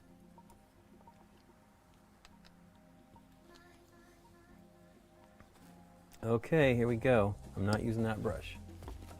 Too small.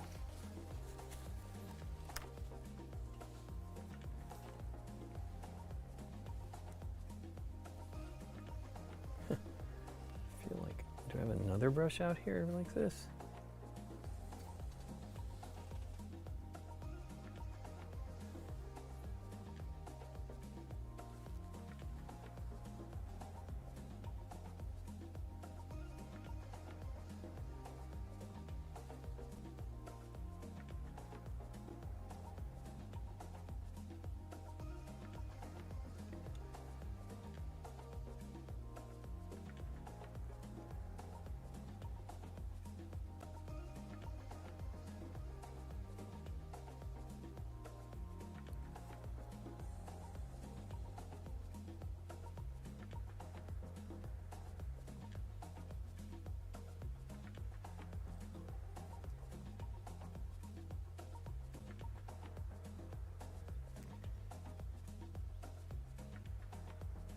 I will probably paint these rocks a different, slightly different color on top of this color.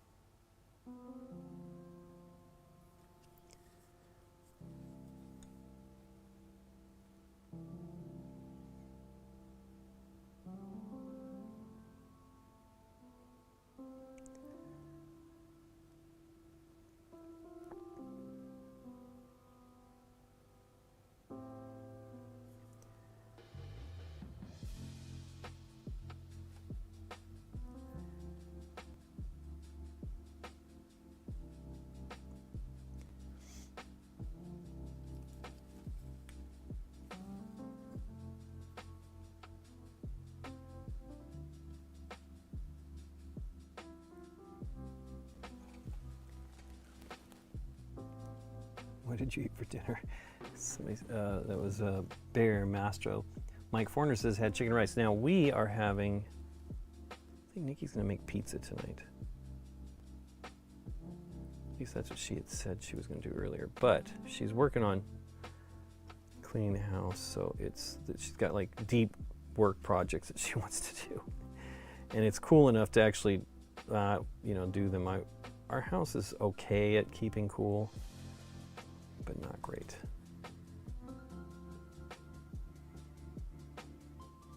And we have a new air conditioner. It's been a few years now because we got it just before the pandemic, I believe.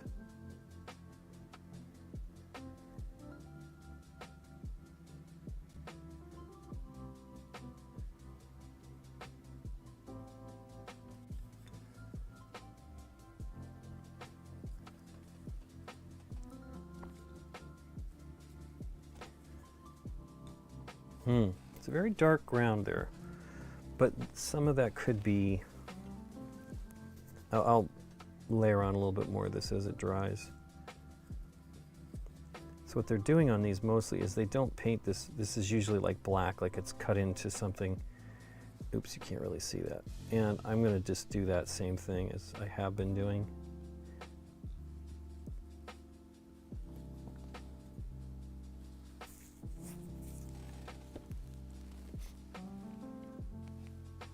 Okay.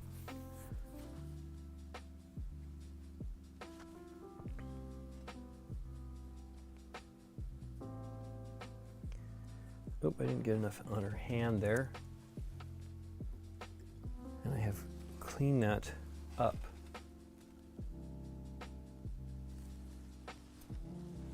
One of the things that I thought was actually really great advice, which I have not really, you've seen me paint on my hand, but you kind of want to make sure that the paint is the way you want it to be. This is on the Brushworks video. That it's the right level, consistency, so that you don't, you don't, I mean, believe me, you've seen me mess it up here today already.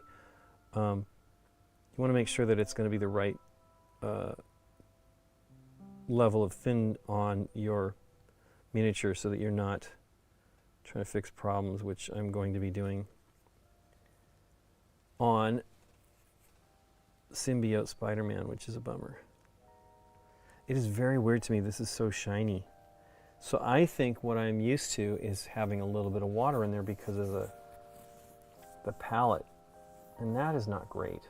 So that is, because I use the wet palette all the time. I mean, I have painted directly on the miniature though too, so I don't know.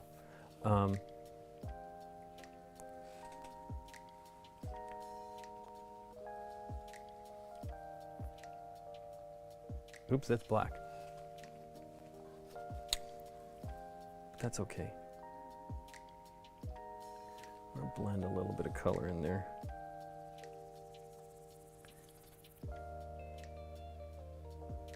Sorry, you're not seeing that.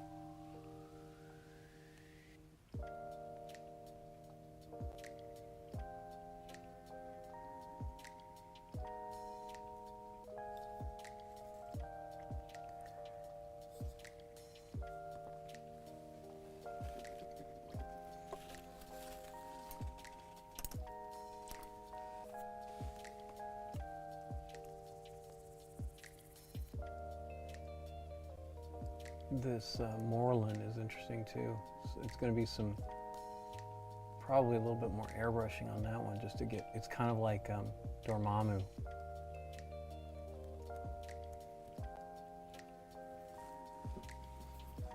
Harumph, I say.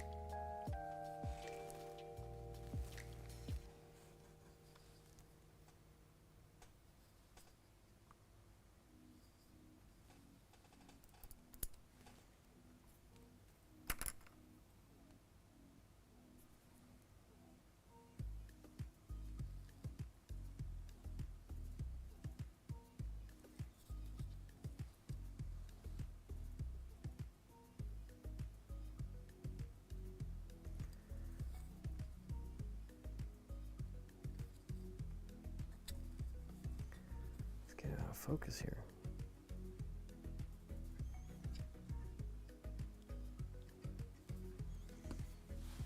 It's a kind of dark ground, and I've got it kind of light looking, so I'm not, I think I'm going to wait and just put, although tonally it's almost the same as some of the washes I have, so I'm not sure what I'm going to do there.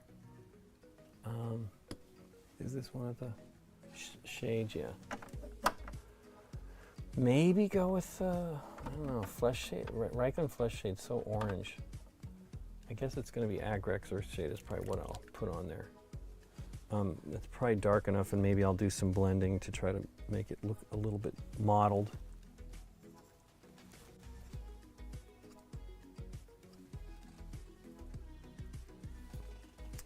Okay, black.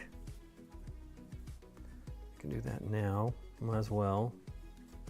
Although, I could make a mess, so maybe I wait a little bit.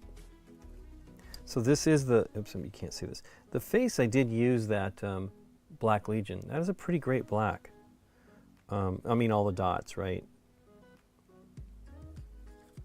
I mean, you want them to look, and maybe I'll paint those like with the mattest of matte that I have an ultra matte, so that those kind of look like holes, you know. I mean, well, they are supposed to be holes, but it might make it a little bit less glare so that it makes it look different, which I think I'm going to try. You can see how quickly it's drying. I mean, it's pretty fast. Although where I added that bunch of stuff, trying to do some blending there, not so much.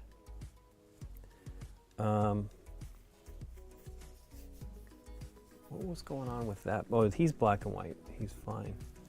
But with this one, this is actually very white, and they also did a lot of blue, like OSL kind of thing going on, and I don't know that I will. We'll see. I mean, I would love to try to do that. I thought it turned out pretty great on this one here, the Dormammu. Like I painted his.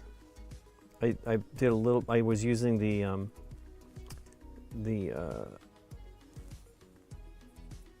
Sotar 2020, Badger Sotar 2020. Too many names.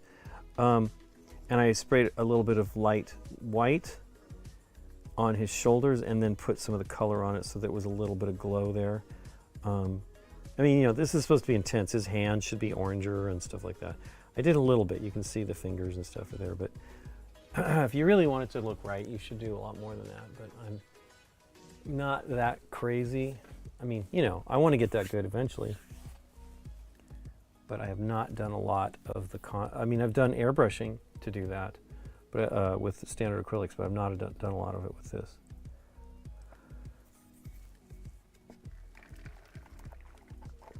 Adam did a video the other day, I think it was last week's, where he talks about, this is Tabletop Minions, where he talks about Space Hulk, and he is 100%. It's one I'm always referring, and I'm frustration with them not keeping it in print, because the minis, which are now 14 years old, at least, are pretty great, and it's a great one to work with. I don't know, I'm surprised they just don't keep it in, you know, maybe because they just don't want to have it in stock and people, but it's been a long time. It was 2014 when the last one, I have both. I don't have any of the older ones, but I have 3 and 4 that people call it, but it really isn't 4. He was saying, he calls it 3.5, and he's right. It's only got like some additional tiles.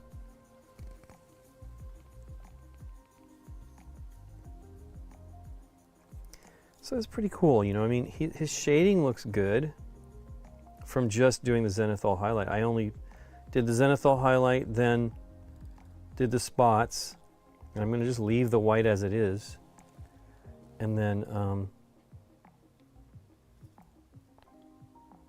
paint these and see how they come, you know, like varnish it.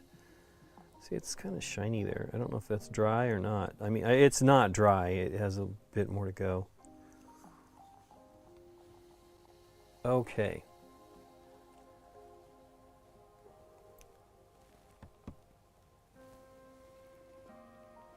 I don't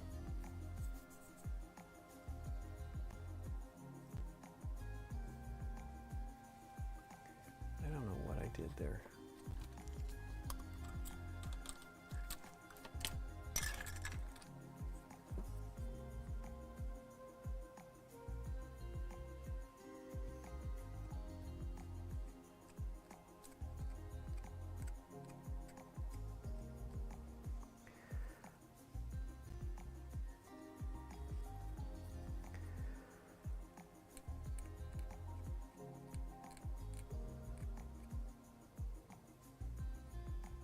So I'm basically trying to shave off a little bit of this raised paint. I probably should wait till it's drier, but maybe it will be, it's pretty blobby.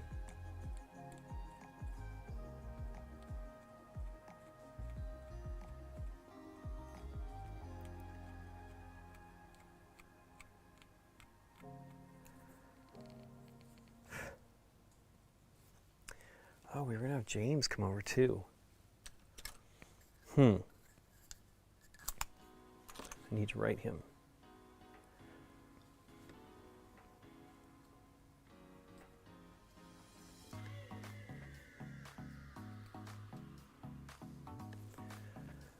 Okay, usually these, again, it was too gloopy. These paints go on pretty darn smooth. It is one of the things I love about, like, I use it on the base of the miniatures all the time. So let me see one that you can actually really see it. So this is one that I painted it black with standard acrylic, and then I did a final coat with this one I think was the Black Templar paint, and it's pretty good. It looks really smooth. Now I'm trying really hard to do that smooth because I want it to look nice. This one's okay. Not in focus. Huh. And that's been varnished for sure. What was I going to do here? Oh, I'm going to paint that head again. So we'll see how that goes.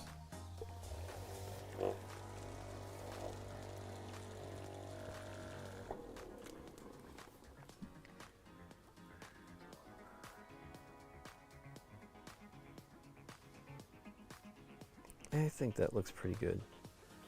Once I do the other things, it should be, you know, do the eyes and the lashes and the eyebrows. It probably won't be that big of a deal. I'll let it dry more before I do anything like that.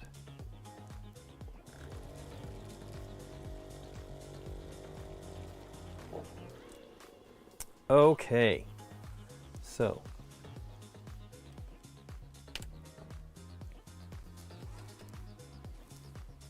I will say I've been back to putting my palette into the refrigerator, and that is fantastic.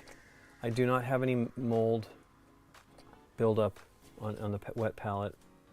Been using this sheet for a while now. I just clean it off and then put it back onto it and let it go. Now what they tell you to do is let that paper dry. And you know, I keep pouring water into this, and this is how much it's evaporating. Yep. It's usually I have like a little pool around the edge, and there is no pool. It is drawing in a lot of water. So it's particularly dry now.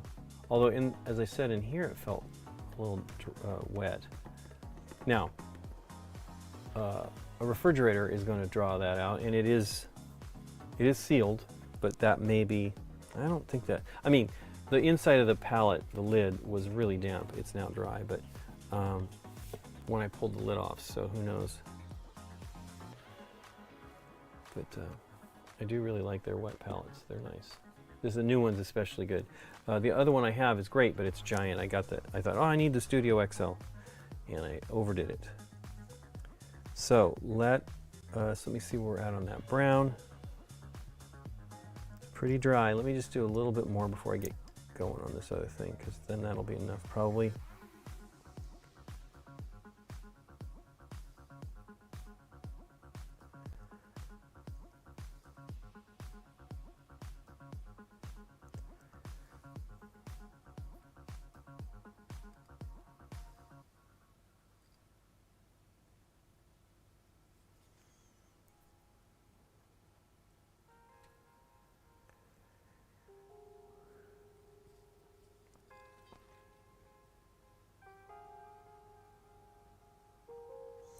I think I was saying I scared Rusty, but I was telling the story, but we actually really kind of met Rusty 10 years ago at the May Strategicon. I mean, as I said, we met him just ran into him and saw that he lived in the same area as us. I was like, wow, we should game, and I think I scared him.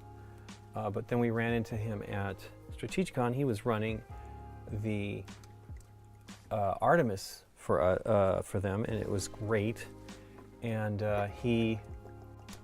we talked to him about maybe doing it at BGGCon, and he came and did it that year, and it was great. He did that for a few years, but the problem was he was doing all the work, and I was kind of frustrated because I didn't, you know, he's at the con. He shouldn't be working on that stuff the whole time. So,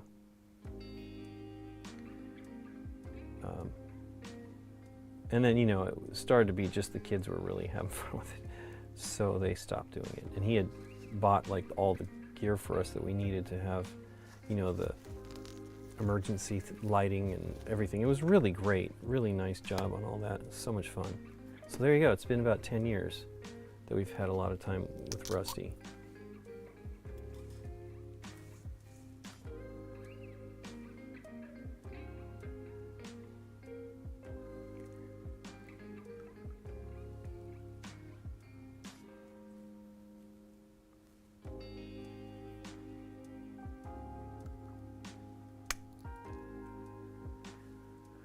Okay, let's see what we get here. I think I will put a tiny bit of water in there. I like to have the distilled water on hand as I use tap water as well most of the time too, but for paints I like to try to use distilled water.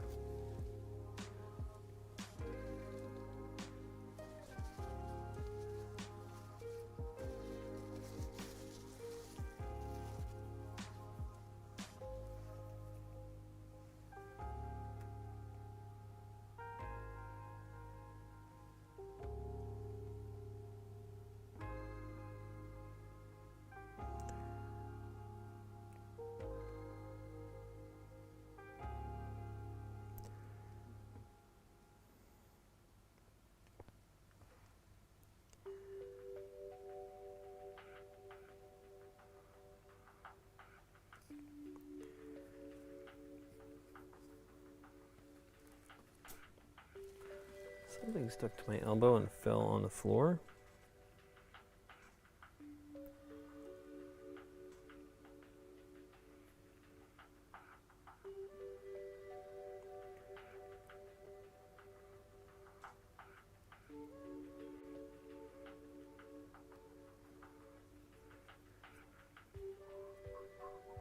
Focus.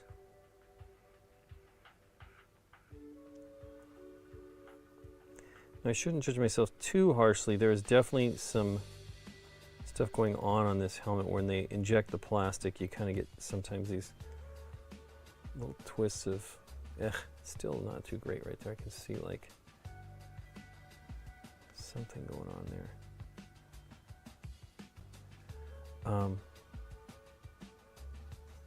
But I'll see like swirls of the injection, and it makes it look weird too. If you really want to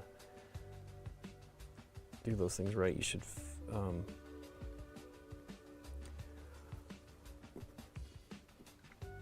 fill them in or sand them down or use a knife to scrape it down. And I do some when I see it, but mostly I'm just concerned about seams. Those are the most annoying. Can I see her eyes? She's got brown eyes. And her eyes, the lashes look pretty black in the... So what I will do here... That brush, fine point going on there. Let's try it.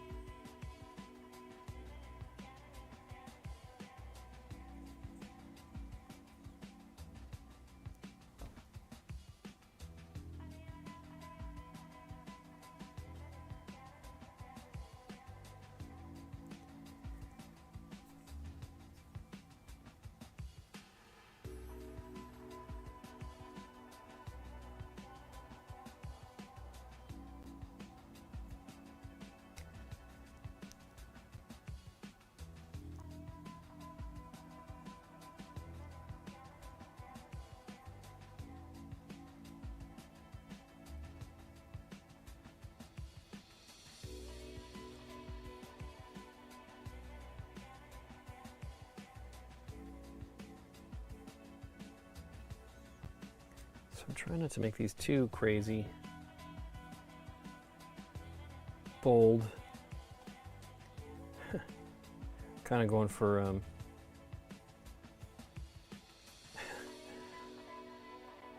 Rachel Weisz. Not really. In The Mummy, goodness gracious, they did a terrible job on her eyelashes, her eyebrows.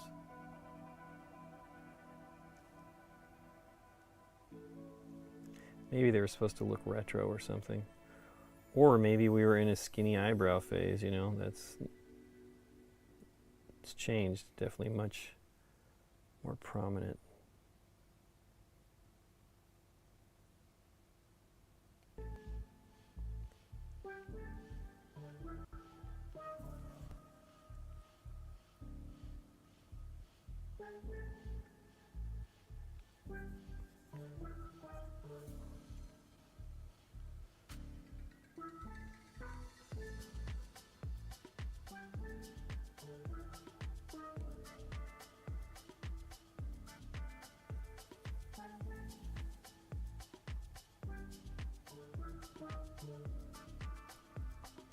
Wow, it's not even going on at all. Do I have not enough paint? It could be drying really quickly.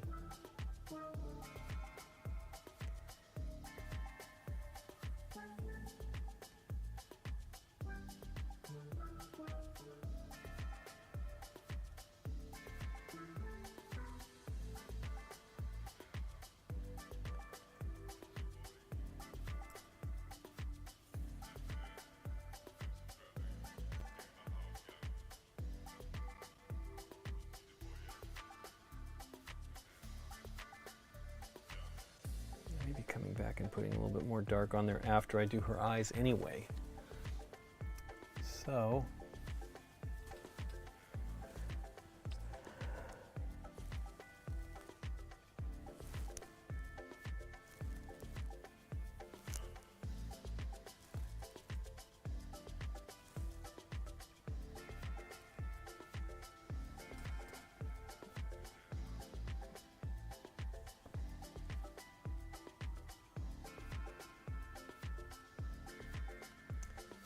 I'm already getting a hook on this brush, so it means I am poking too much.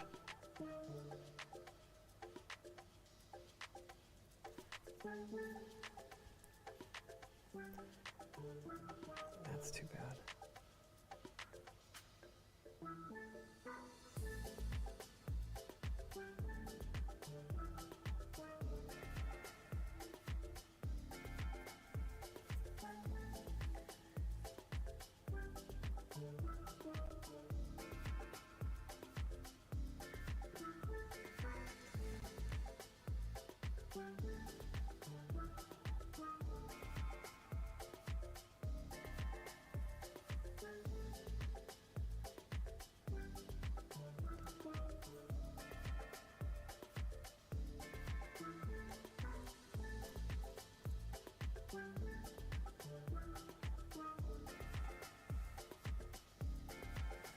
I'm really not use this brush that much. So I'm really poking too hard. You shouldn't. You should save these for details, and you should let the paint flow off of the brush. So I am probably, let me just do it here.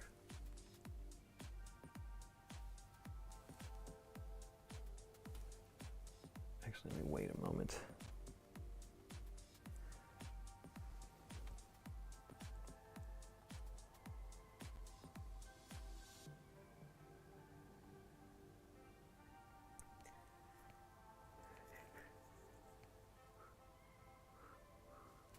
Oh, not focus here.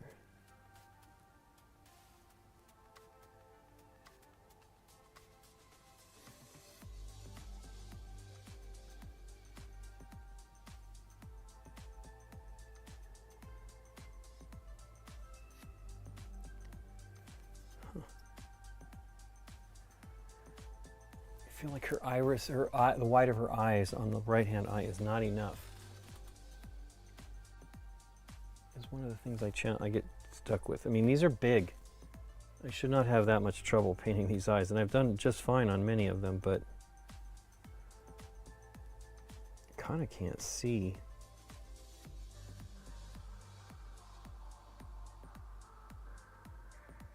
And that definitely has too much going on the top of her eye. You need to have your eyelid come over your eyes a little bit. So it doesn't look like they're, well, they could be startled. I'm just not seeing that well here, like, for whatever reason.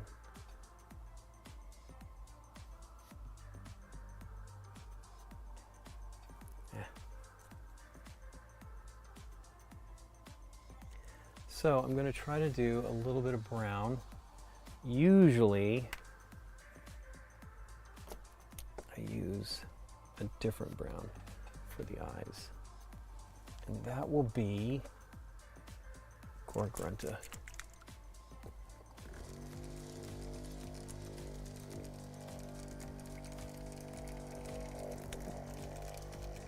Every time I paint eyes now, I think of Nick. Murphy did a little video on YouTube, a little short, of gearing up to paint Doctor Strange's eyes, and it's just too funny. It is exactly how it is all the time. I did see, I was saying recently that they didn't seem to be making these anymore. They are. We saw them at Gen Con. They had them, and they're a little bit different. Plastic, made in China, which I'm sure maybe these are. I don't know. But I'm happy because I think they're great. They hold 3 paints. I tend not to spill them, although once on a stream recently I spilled a little bit of red somehow. I don't even know how I possibly did it. Ooh, that's too much paint. And, you know, somebody came in and called them Citispill, and then he was saying he just felt bad for jinxing me. I'm like, well, I don't think it jinxed me, but I sure don't know what I did.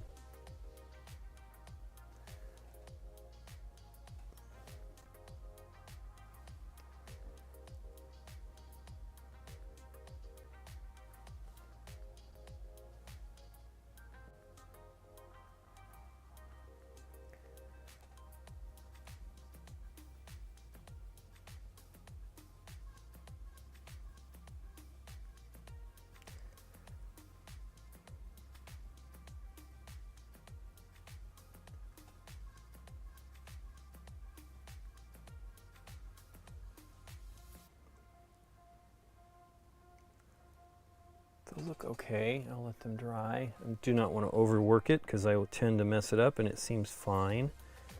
They look relatively good. You know, she's looking out of the corner of her eyes to the right.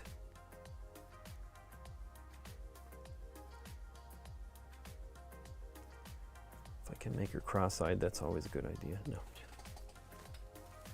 Let's wait. I might put a little spot of highlight on them. I feel like I got that slightly wrong on the white though.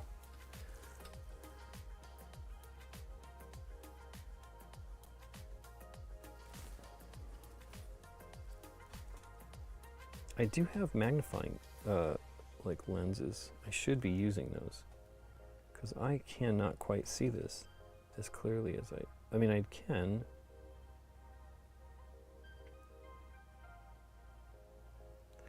Yipes, I did exactly what Nick talks about. Shucks. Like as I'm sitting there putting it on my hand, trying to make it look the right level, and then I make a mess.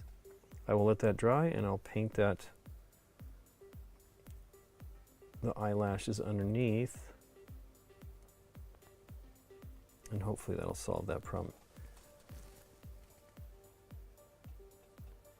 Hey David, he joined a little bit late. That's okay. He's on East Coast time, so for us it is 7:30. Oh, I should be stopping pretty soon. I'll go a little bit longer. All kinds of notifications on my phone. I do not know.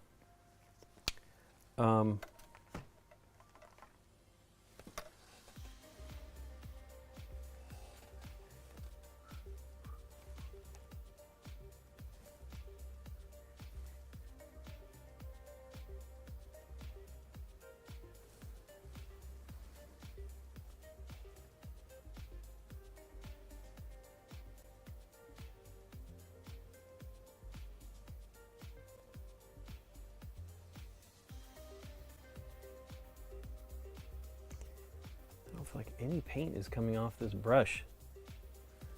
I feel like there's a lot.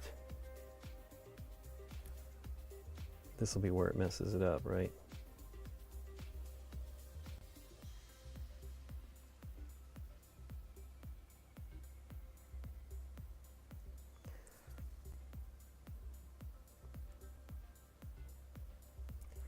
That's pretty good. It's a little, not quite enough white of her eye on the right-hand eye if you don't want her to be cross-eyed. Maybe I do.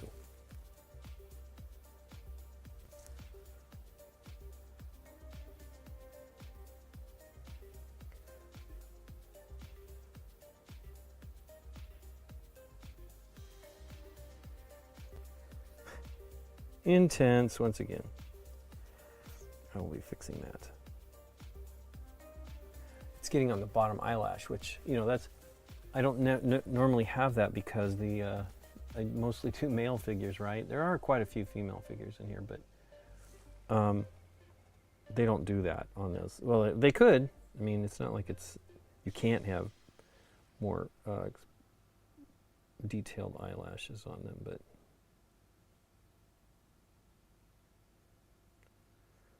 yeah, man, I'm just messing that up. I'm going to leave it. I don't want to mess it up any more than it already is. It's a very tiny amount of white of her eye.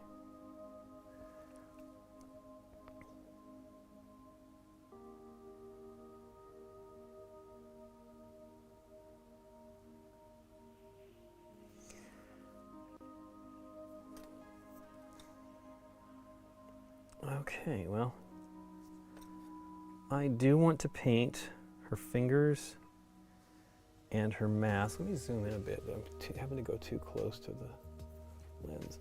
I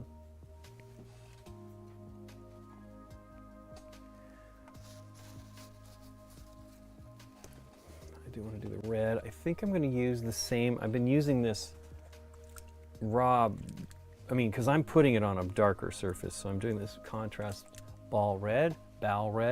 It is a single pigment paint, and so it is very red. It doesn't have a lot of well, let me shake a little bit more. It doesn't have anything else, so it doesn't, the contrast element is slightly different. It is a lot different. It's more like just a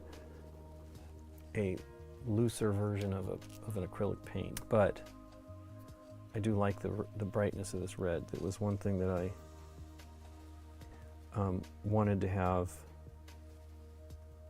in the original reds, and they did not have one, and that was why I wanted to buy. Now, I don't know that it was the great red, but I wanted to buy the wow, focus, the Army Painter red, but I did not. Still haven't.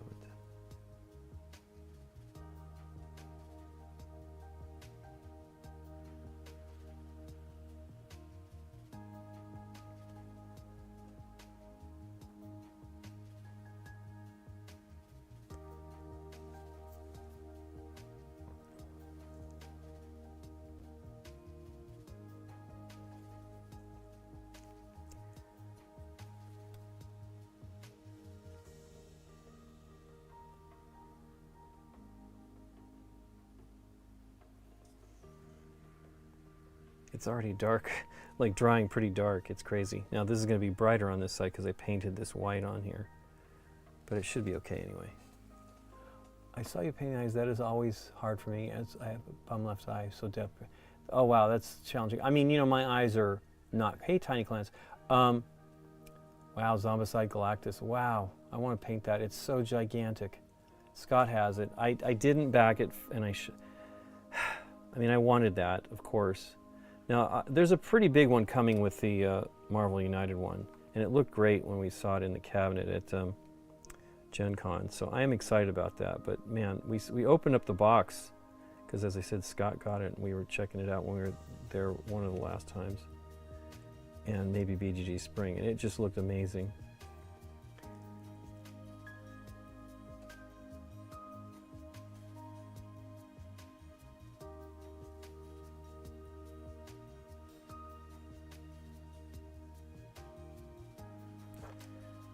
But I'm not, it's okay, I do an okay, sometimes I do a really good job on the eyes, but like lately, I don't know what I'm doing. Probably trying to do too much.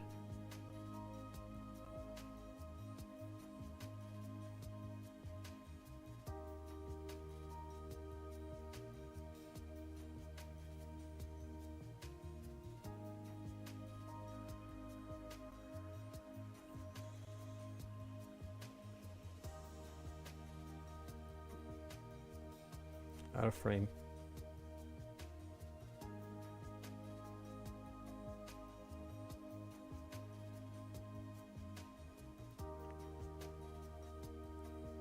Hey.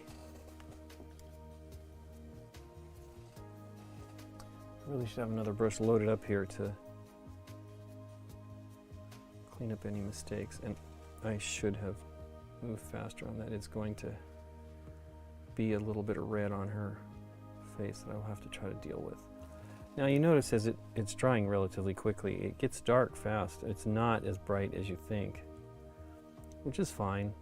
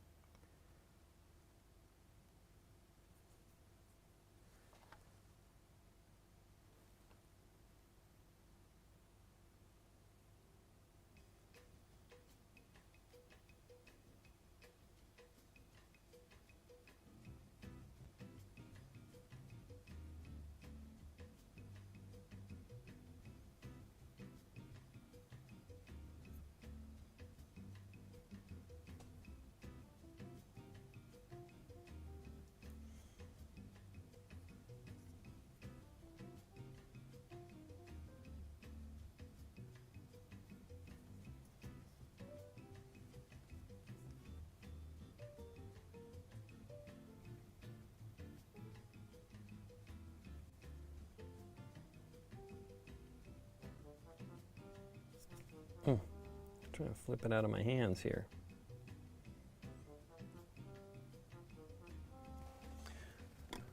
Okay. Modified is by far your favorite minis. I really love them as well, Tiny Clans. I really, really love them. Let me show you the picture of the Galactus that I saw. You might have seen it already, but I took a picture of it in the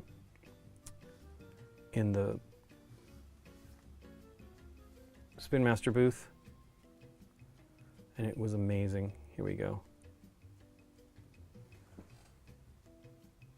And you know, this looks pretty great here, but it looks way better in real life. And their photos are very good. But man, I was knocked out by this mini. Seeing it in the cabinet. This one looks great too here. So these are great. I think they just do.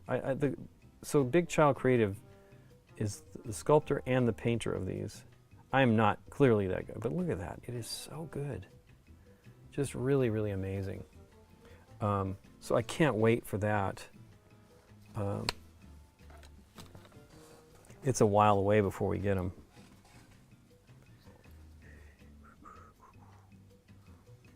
Okay.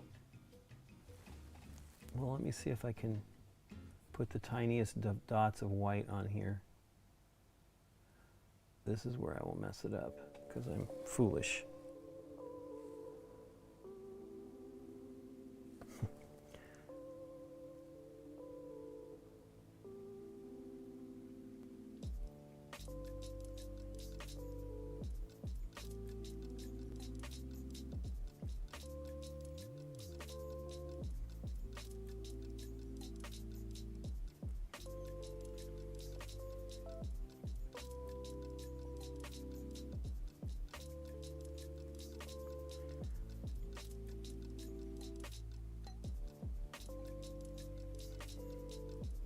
She's got a little reflection in her eye. That'll help.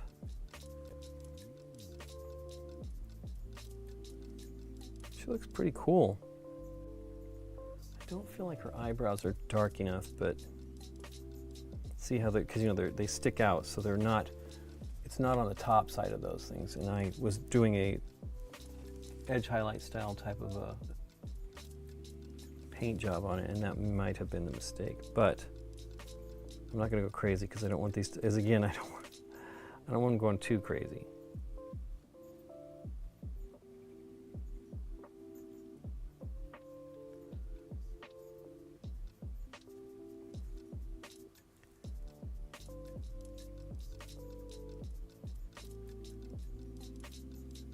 Woof. I don't want to go too crazy, yet I have kind of gone too crazy.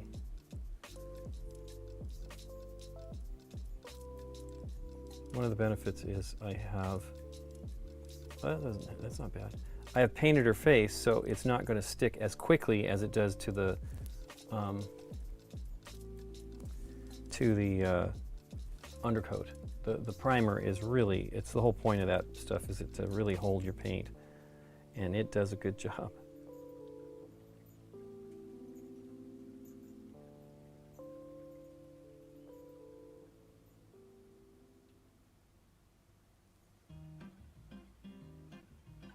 Cool. She looks really angry. Her eyes, I got looking very angry. Now I want to paint the other red stuff, but I am going to wait because I think I'm going to airbrush a little bit of spot here. The red looks pretty good on her fingers and mask. Now, as I said, this was going to be brighter, and it is a little brighter. Here's a little more subdued because that was the natural highlighting I did. But that looks cool. She looks neat. I still have, what is this one? Maybe this is Venom Spider-Man.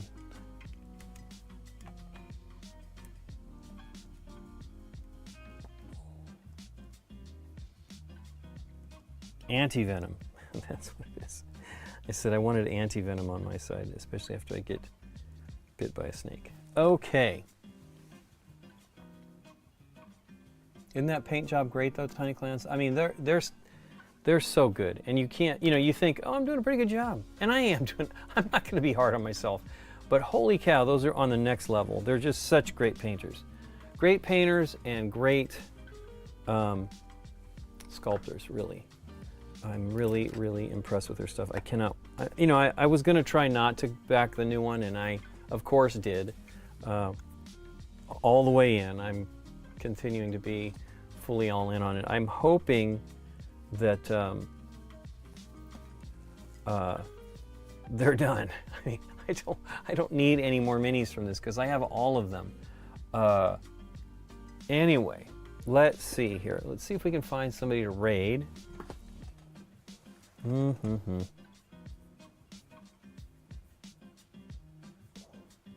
I should be doing it on my, not on this machine here. And be basic. I'm logged in with TeamViewer on these to get to the machine that we're using for the others. So the Brothers Murph are still going, but they will be done in 10 minutes. Hey, there they come. That is too funny. They're raiding. I know they're busy, and so they're raiding as we're about ready to maybe go to their raid. We'll see. Well, hey everybody. I just was. Let me cut back to the. Might as well show you. I was. Hey, thanks for the follow. The brother. That's what it says. It says that they raided, but I don't see the. Where's it at? Is it there? They beat me to it though. Yeah, but I'm glad I didn't go over there. Let's see here.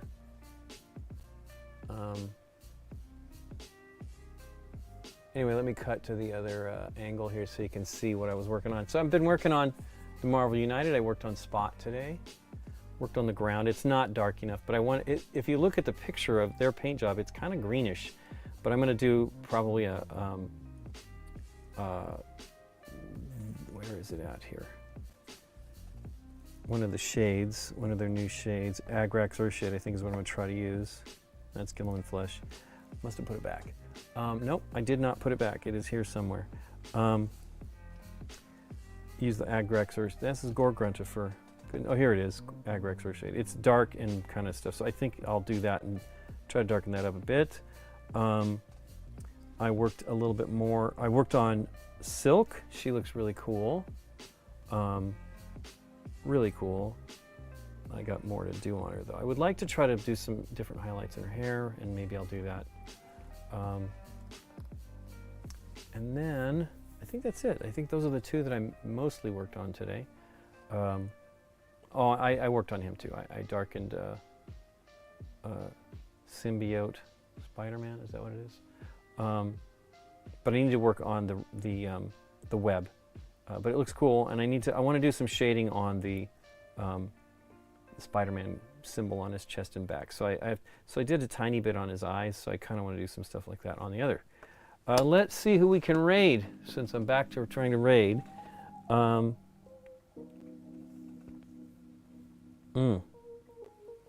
So if we go to the raid again, I'm on the wrong computer. Here we go.